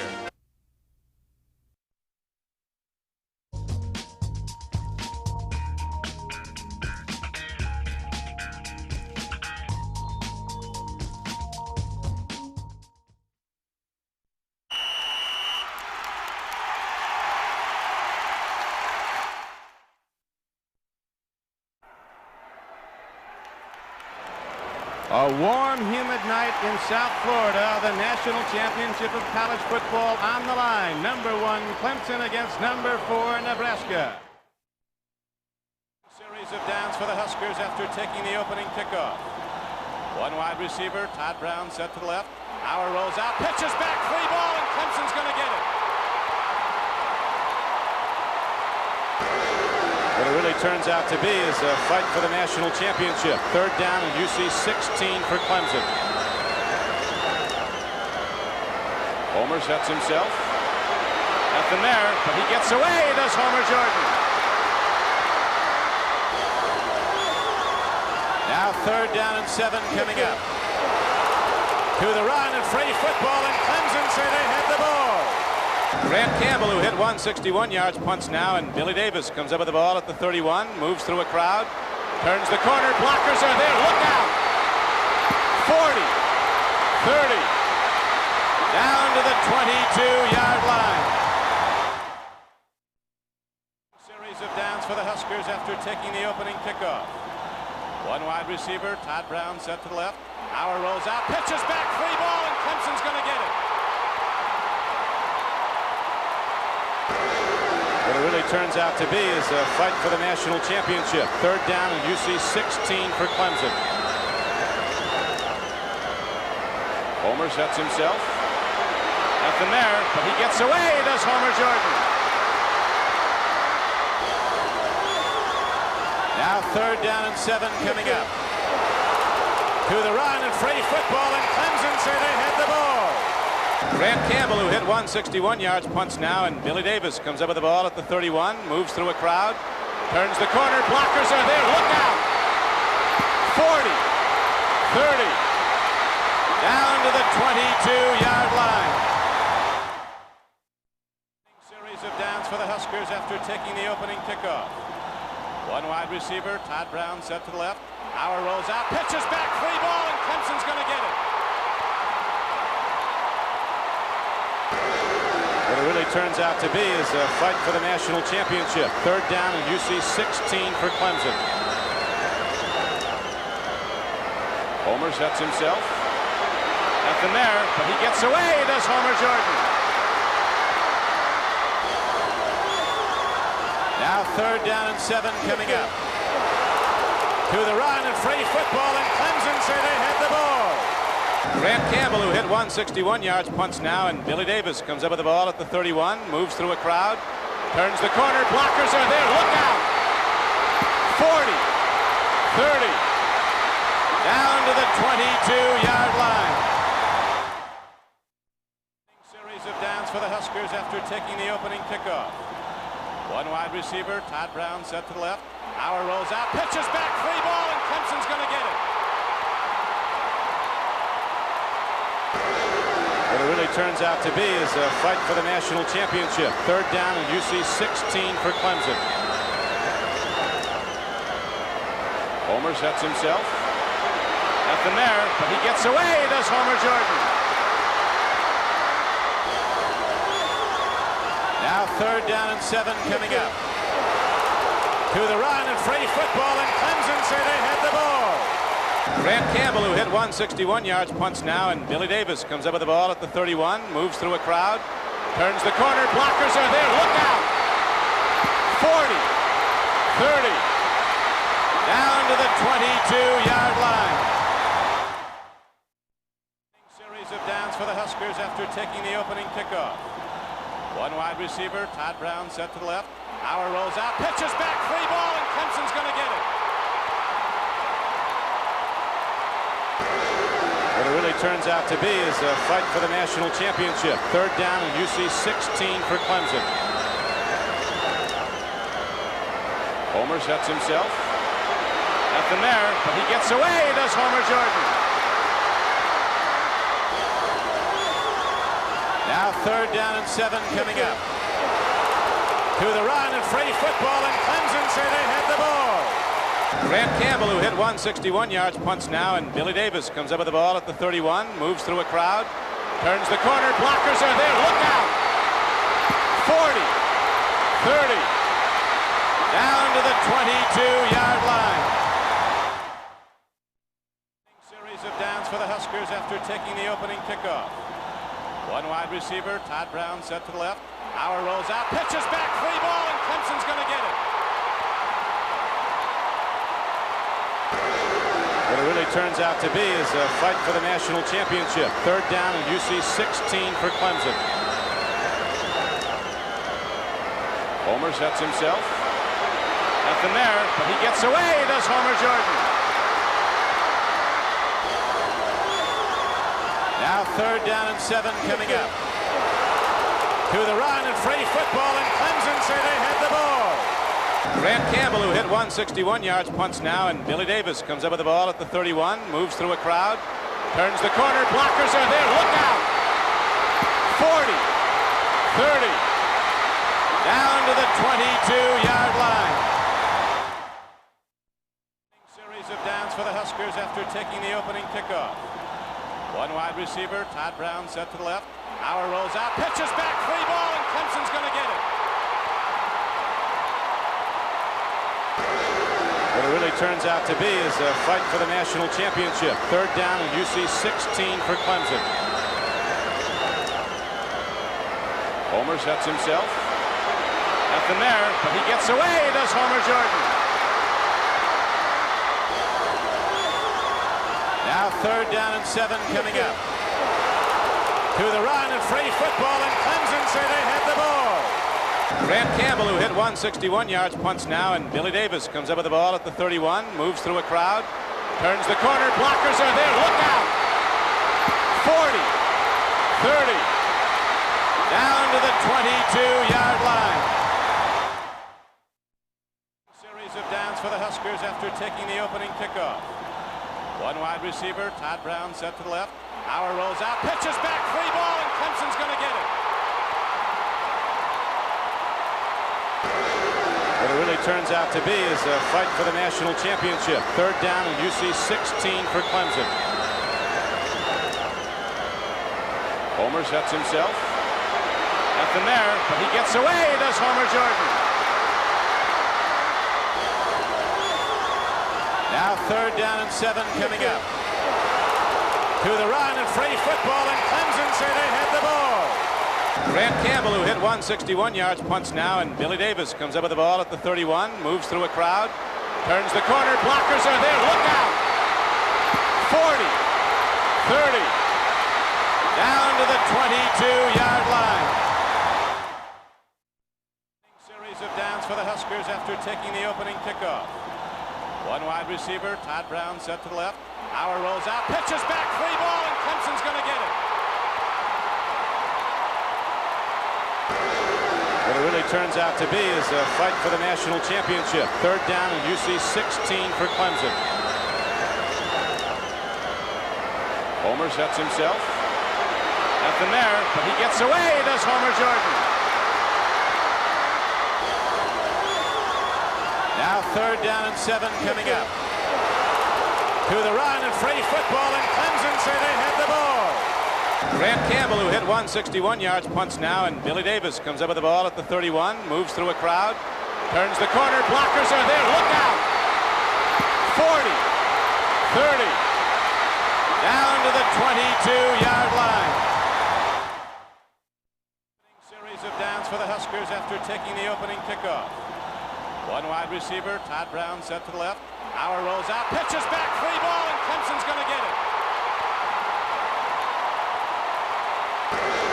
What it really turns out to be is a fight for the national championship. 3rd down and UC 16 for Clemson. Homer sets himself. Nothing there, but he gets away, does Homer Jordan. Now 3rd down and 7 coming up. To the run and free football, and Clemson say they had the ball.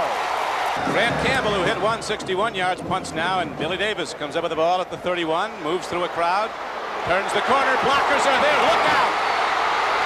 40, 30, down to the 22-yard line.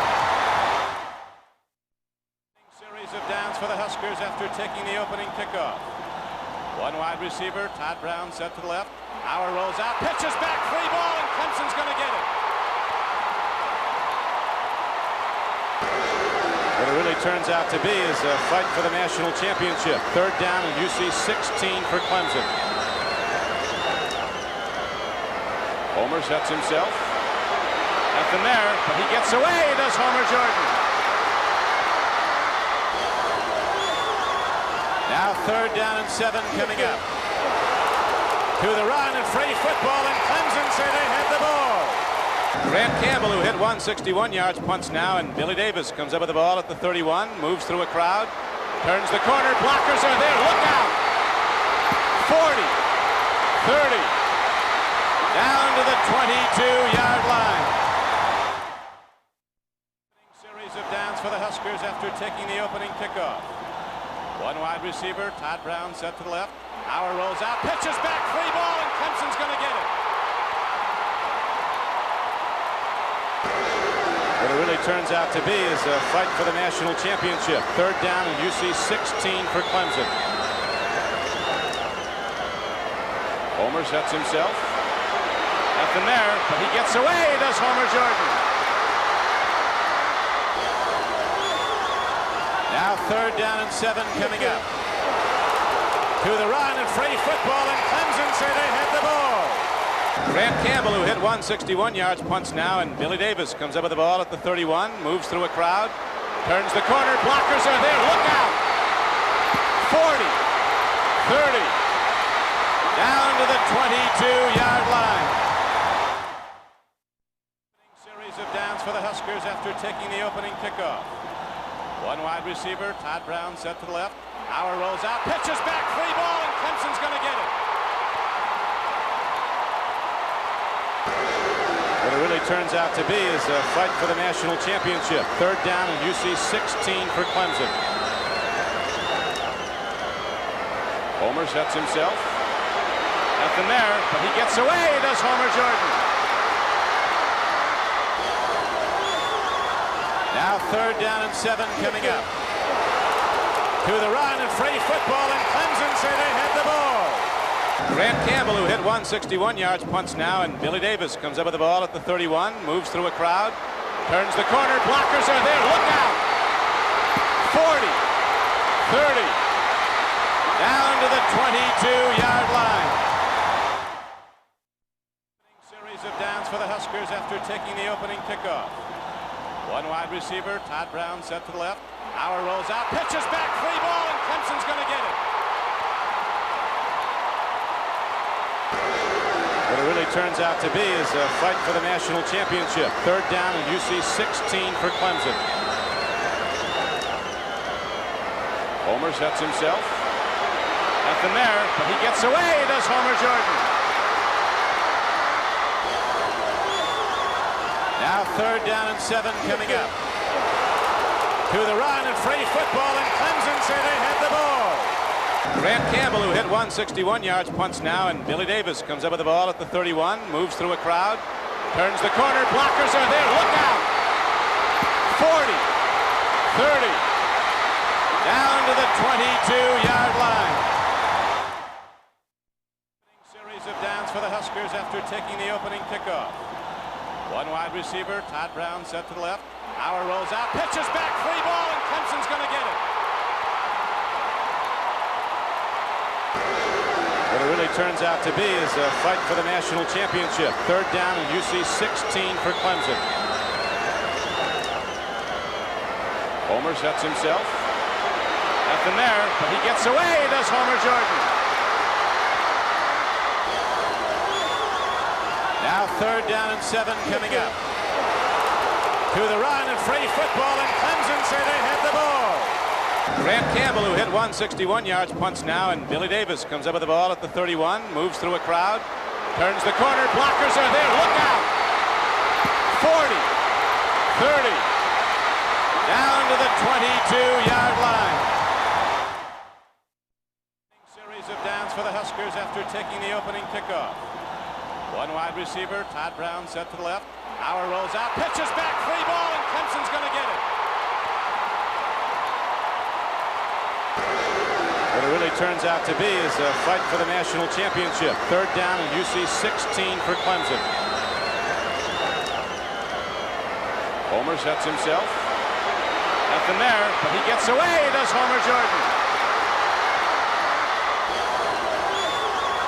Now third down and 7 coming up. To the run and free football, and Clemson say they had the ball. Grant Campbell, who hit 161 yards, punts now, and Billy Davis comes up with the ball at the 31, moves through a crowd, turns the corner, blockers are there, look out! 40, 30, down to the 22-yard line. Series of downs for the Huskers after taking the opening kickoff. One wide receiver, Todd Brown set to the left. Howard rolls out, pitches back, free ball, and Clemson's going to get it.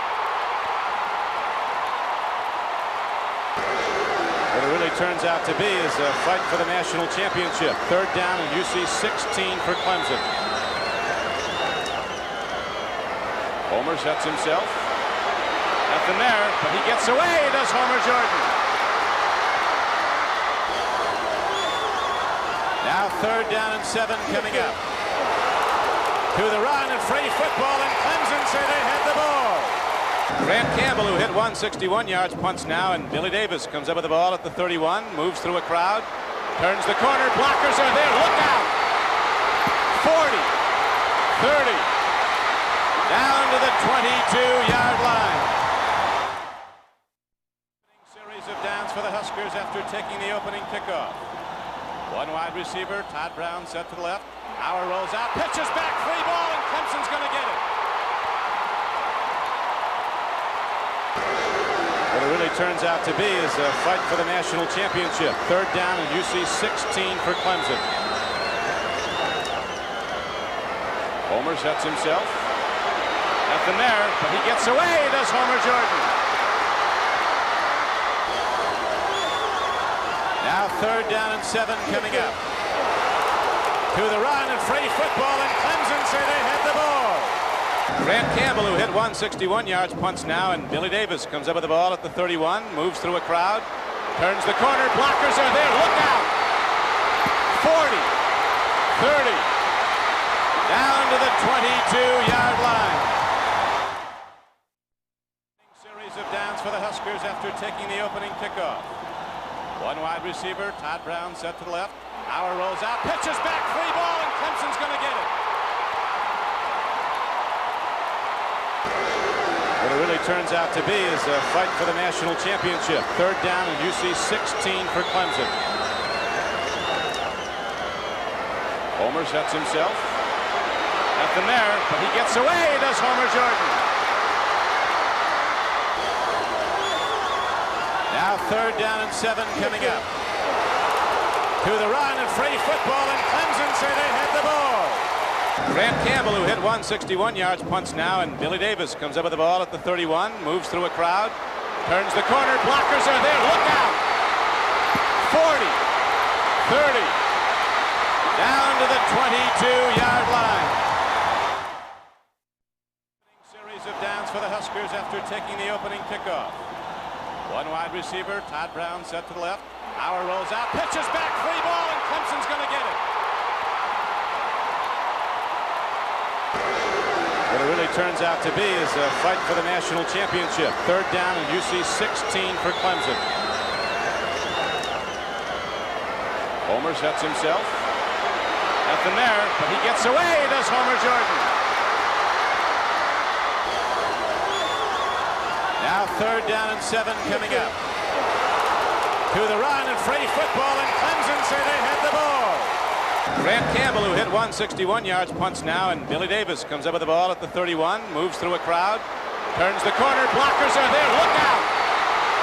40, 30, down to the 22-yard line. Series of downs for the Huskers after taking the opening kickoff. One wide receiver, Todd Brown set to the left. Auer rolls out, pitches back, free ball, and Clemson's going to get it. What it really turns out to be is a fight for the national championship. Third down and UC 16 for Clemson. Homer sets himself. Nothing there, but he gets away, does Homer Jordan. Now third down and 7 coming up. To the run and free football, and Clemson say they had the ball. Grant Campbell, who hit 161 yards, punts now, and Billy Davis comes up with the ball at the 31, moves through a crowd, turns the corner, blockers are there, look out! 40, 30, down to the 22-yard line. Series of downs for the Huskers after taking the opening kickoff. One wide receiver, Todd Brown set to the left. Auer rolls out, pitches back, free ball, and Clemson's going to get it. What it really turns out to be is a fight for the national championship. Third down and UC 16 for Clemson. Homer sets himself. Nothing there, but he gets away, does Homer Jordan. Now third down and 7 coming up. To the run and free football, and Clemson say they had the ball. Grant Campbell, who hit 161 yards, punts now, and Billy Davis comes up with the ball at the 31, moves through a crowd, turns the corner, blockers are there, look out! 40, 30, down to the 22-yard line. Huskers after taking the opening kickoff. One wide receiver, Todd Brown set to the left. Hauer rolls out, pitches back, free ball, and Clemson's going to get it. What it really turns out to be is a fight for the national championship. Third down and UC 16 for Clemson. Homer sets himself. Nothing there, but he gets away, does Homer Jordan. Now third down and 7 coming up. To the run and Freddie football, and Clemson say they had the ball. Grant Campbell, who hit 161 yards, punts now, and Billy Davis comes up with the ball at the 31, moves through a crowd, turns the corner, blockers are there, look out! 40, 30, down to the 22-yard line. Series of downs for the Huskers after taking the opening kickoff. One wide receiver, Todd Brown set to the left. Hauer rolls out, pitches back, free ball, and Clemson's going to get it. What it really turns out to be is a fight for the national championship. Third down and UC 16 for Clemson. Homer sets himself. Nothing there, but he gets away, does Homer Jordan. Now third down and 7 coming up. To the run and Freddie football, and Clemson say they had the ball. Grant Campbell, who hit 161 yards, punts now, and Billy Davis comes up with the ball at the 31, moves through a crowd, turns the corner, blockers are there, look out! 40, 30, down to the 22-yard line. Series of downs for the Huskers after taking the opening kickoff. One wide receiver, Todd Brown set to the left. Hauer rolls out, pitches back, free ball, and Clemson's going to get it. What it really turns out to be is a fight for the national championship. Third down and UC 16 for Clemson. Homer sets himself. Nothing there, but he gets away, does Homer Jordan. Now third down and 7 coming up. To the run and Freddie football, and Clemson say they had the ball. Grant Campbell, who hit 161 yards, punts now, and Billy Davis comes up with the ball at the 31, moves through a crowd, turns the corner, blockers are there, look out! 40, 30, down to the 22-yard line. Series of downs for the Huskers after taking the opening kickoff. One wide receiver, Todd Brown set to the left. Hauer rolls out, pitches back, free ball, and Clemson's going to get it. What it really turns out to be is a fight for the national championship. Third down and UC 16 for Clemson. Homer sets himself. Nothing there, but he gets away, does Homer Jordan. Now third down and 7 coming up. To the run and Freddie football, and Clemson say they had the ball. Grant Campbell, who hit 161 yards, punts now, and Billy Davis comes up with the ball at the 31, moves through a crowd, turns the corner, blockers are there, look out! 40, 30, down to the 22-yard line. Series of downs for the Huskers after taking the opening kickoff. One wide receiver, Todd Brown set to the left. Hauer rolls out, pitches back, free ball, and Clemson's going to get it. What it really turns out to be is a fight for the national championship. Third down and UC 16 for Clemson. Homer sets himself. Nothing there, but he gets away, does Homer Jordan. Now third down and 7 coming up. To the run and Freddie football, and Clemson say they had the ball. Grant Campbell, who hit 161 yards, punts now, and Billy Davis comes up with the ball at the 31, moves through a crowd, turns the corner, blockers are there, look out! 40, 30, down to the 22-yard line. Series of downs for the Huskers after taking the opening kickoff. One wide receiver, Todd Brown set to the left. Hauer rolls out, pitches back, free ball, and Clemson's going to get it. What it really turns out to be is a fight for the national championship. Third down and UC 16 for Clemson. Homer sets himself. Nothing there, but he gets away, does Homer Jordan. Now third down and 7 coming up. To the run and free football, and Clemson say they had the ball. Grant Campbell, who hit 161 yards, punts now, and Billy Davis comes up with the ball at the 31, moves through a crowd, turns the corner, blockers are there, look out! 40, 30, down to the 22-yard line. Series of downs for the Huskers after taking the opening kickoff. One wide receiver, Todd Brown set to the left. Hauer rolls out, pitches back, free ball, and Clemson's going to get it. What it really turns out to be is a fight for the national championship. Third down and UC 16 for Clemson. Homer sets himself. Nothing there, but he gets away, does Homer Jordan. Now third down and 7 coming up. To the run and free football, and Clemson say they had the ball. Grant Campbell, who hit 161 yards, punts now, and Billy Davis comes up with the ball at the 31, moves through a crowd, turns the corner, blockers are there, look out! 40, 30, down to the 22-yard line. Series of downs for the Huskers after taking the opening kickoff. One wide receiver, Todd Brown set to the left. Hauer rolls out, pitches back, free ball, and Clemson's going to get it. What it really turns out to be is a fight for the national championship. Third down and UC 16 for Clemson. Homer sets himself. Nothing there, but he gets away, does Homer Jordan.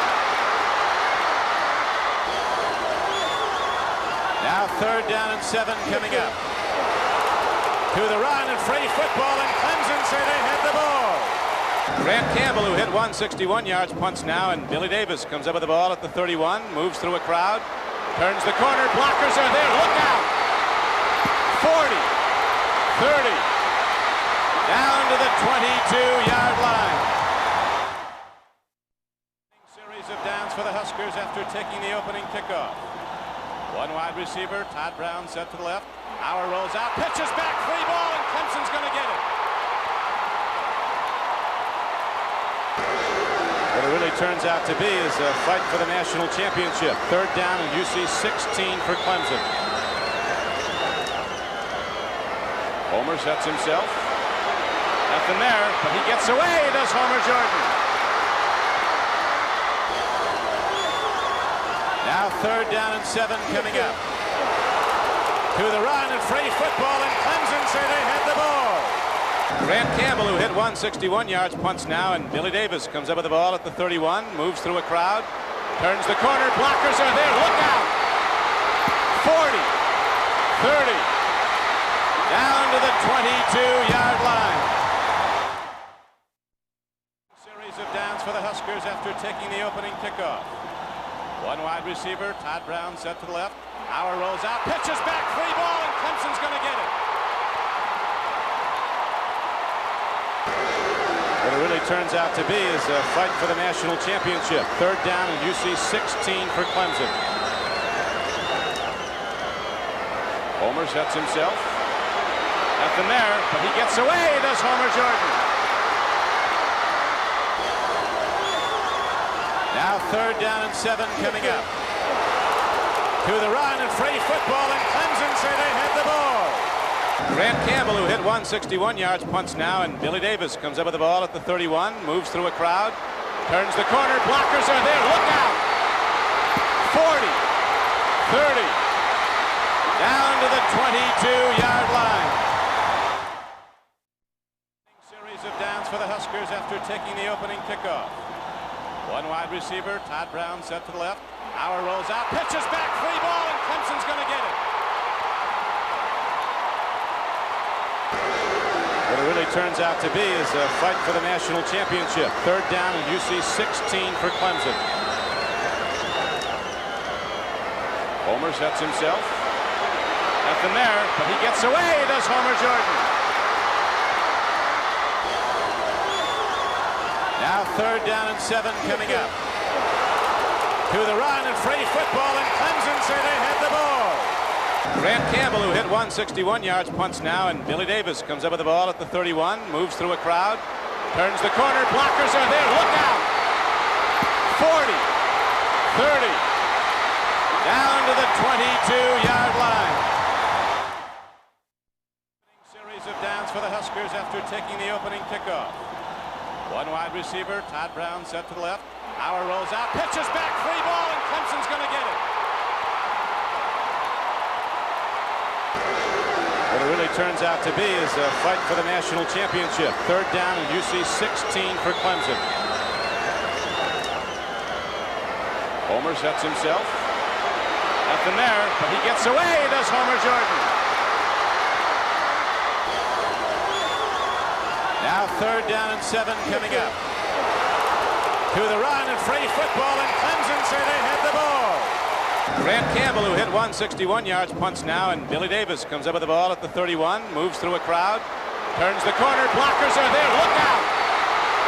40, 30, down to the 22-yard line. Series of downs for the Huskers after taking the opening kickoff. One wide receiver, Todd Brown set to the left. Hauer rolls out, pitches back, free ball, and Clemson's going to get it. What it really turns out to be is a fight for the national championship. 3rd down and UC 16 for Clemson.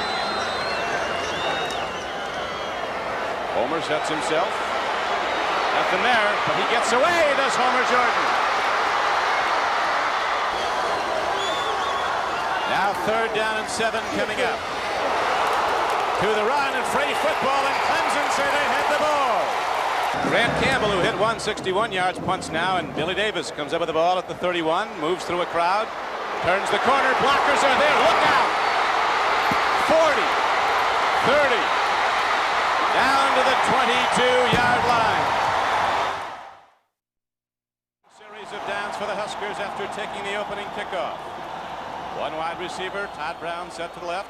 Hauer rolls out, pitches back, free ball, and Clemson's going to get it. What it really turns out to be is a fight for the national championship. 3rd down and UC 16 for Clemson. Homer sets himself. Nothing there, but he gets away, does Homer Jordan. Now 3rd down and 7 coming up. To the run and free football, and Clemson say they had the ball. Grant Campbell, who hit 161 yards, punts now, and Billy Davis comes up with the ball at the 31, moves through a crowd, turns the corner, blockers are there, look out! 40, 30, down to the 22-yard line. Series of downs for the Huskers after taking the opening kickoff. One wide receiver, Todd Brown set to the left. Hauer rolls out, pitches back, free ball, and Clemson's going to get it. What it really turns out to be is a fight for the national championship. 3rd down and UC 16 for Clemson. Homer sets himself. Nothing there, but he gets away, does Homer Jordan. Now 3rd down and 7 coming up. To the run and free football, and Clemson say they had the ball. Grant Campbell, who hit 161 yards, punts now, and Billy Davis comes up with the ball at the 31, moves through a crowd, turns the corner, blockers are there, look out! 40, 30, down to the 22-yard line. Series of downs for the Huskers after taking the opening kickoff. One wide receiver, Todd Brown set to the left. Hauer rolls out, pitches back, free ball, and Clemson's going to get it. What it really turns out to be is a fight for the national championship. 3rd down and UC 16 for Clemson. Homer sets himself. Nothing there, but he gets away, does Homer Jordan. Now 3rd down and 7 coming up. To the run and free football, and Clemson say they had the ball. Grant Campbell, who hit 161 yards, punts now, and Billy Davis comes up with the ball at the 31, moves through a crowd, turns the corner, blockers are there, look out! 40, 30, down to the 22-yard line. Series of downs for the Huskers after taking the opening kickoff. One wide receiver, Todd Brown set to the left. Hauer rolls out, pitches back, free ball, and Clemson's going to get it. What it really turns out to be is a fight for the national championship. Third down and UC 16 for Clemson. Homer sets himself. Nothing there, but he gets away, does Homer Jordan. Now third down and 7 coming up. To the run and free football, and Clemson say they had the ball. Grant Campbell, who hit 161 yards, punts now, and Billy Davis comes up with the ball at the 31, moves through a crowd, turns the corner, blockers are there, look out! 40, 30, down to the 22-yard line. Series of downs for the Huskers after taking the opening kickoff. One wide receiver, Todd Brown set to the left. Hauer rolls out, pitches back, free ball, and Clemson's going to get it. What it really turns out to be is a fight for the national championship. Third down and UC 16 for Clemson. Homer sets himself. Nothing there, but he gets away, does Homer Jordan. Now third down and 7 coming up. To the run and free football, and Clemson say they had the ball. Grant Campbell, who hit 161 yards, punts now, and Billy Davis comes up with the ball at the 31, moves through a crowd, turns the corner, blockers are there, look out! 40, 30, down to the 22-yard line. Series of downs for the Huskers after taking the opening kickoff. One wide receiver, Todd Brown set to the left. Hauer rolls out, pitches back, free ball, and Clemson's going to get it. What it really turns out to be is a fight for the national championship. Third down and UC 16 for Clemson.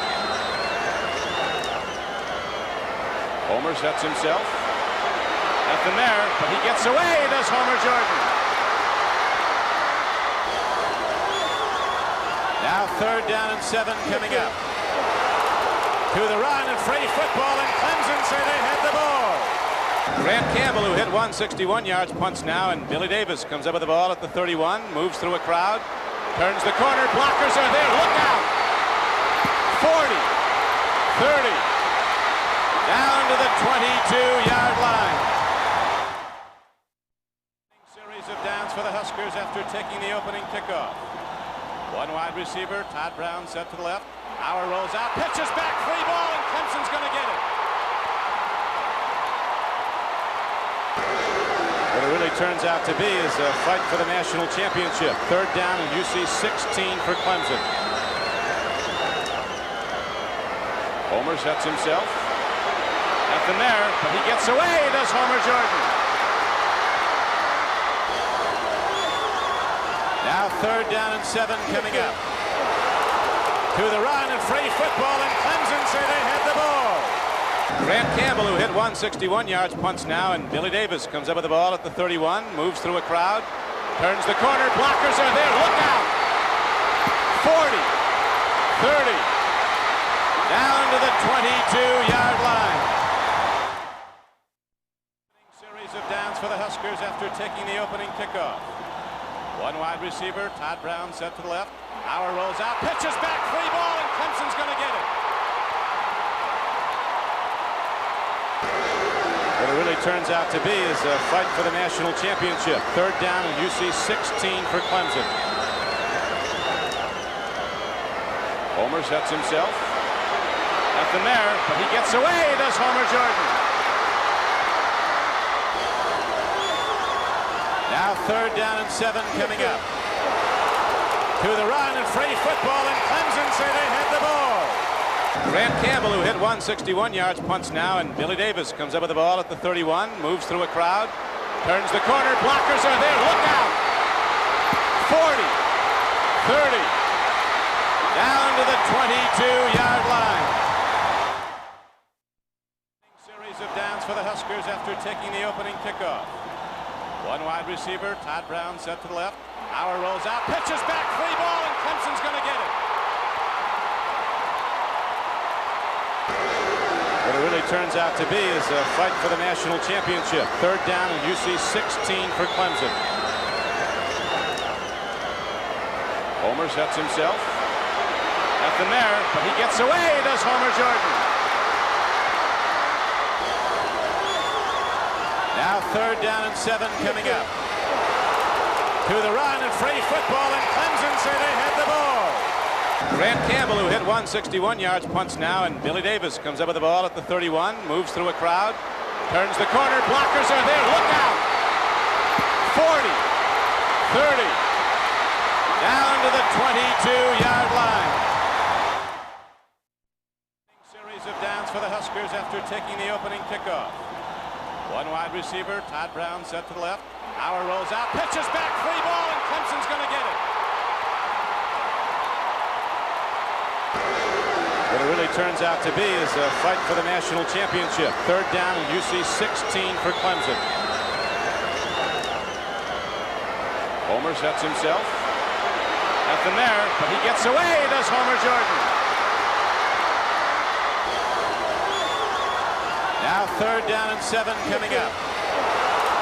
To the run and free football, and Clemson say they had the ball. Grant Campbell, who hit 161 yards, punts now, and Billy Davis comes up with the ball at the 31, moves through a crowd, turns the corner, blockers are there, look out! 40, 30, down to the 22-yard line. Series of downs for the Huskers after taking the opening kickoff. One wide receiver, Todd Brown set to the left. Hauer rolls out, pitches back, free ball, and Clemson's going to get it. What it really turns out to be is a fight for the national championship. Third down and UC 16 for Clemson. Homer sets himself. Nothing there, but he gets away, does Homer Jordan. Now third down and 7 coming up. To the run and free football, and Clemson say they had the ball.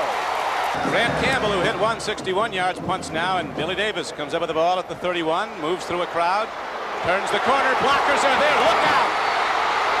40, 30, down to the 22-yard line.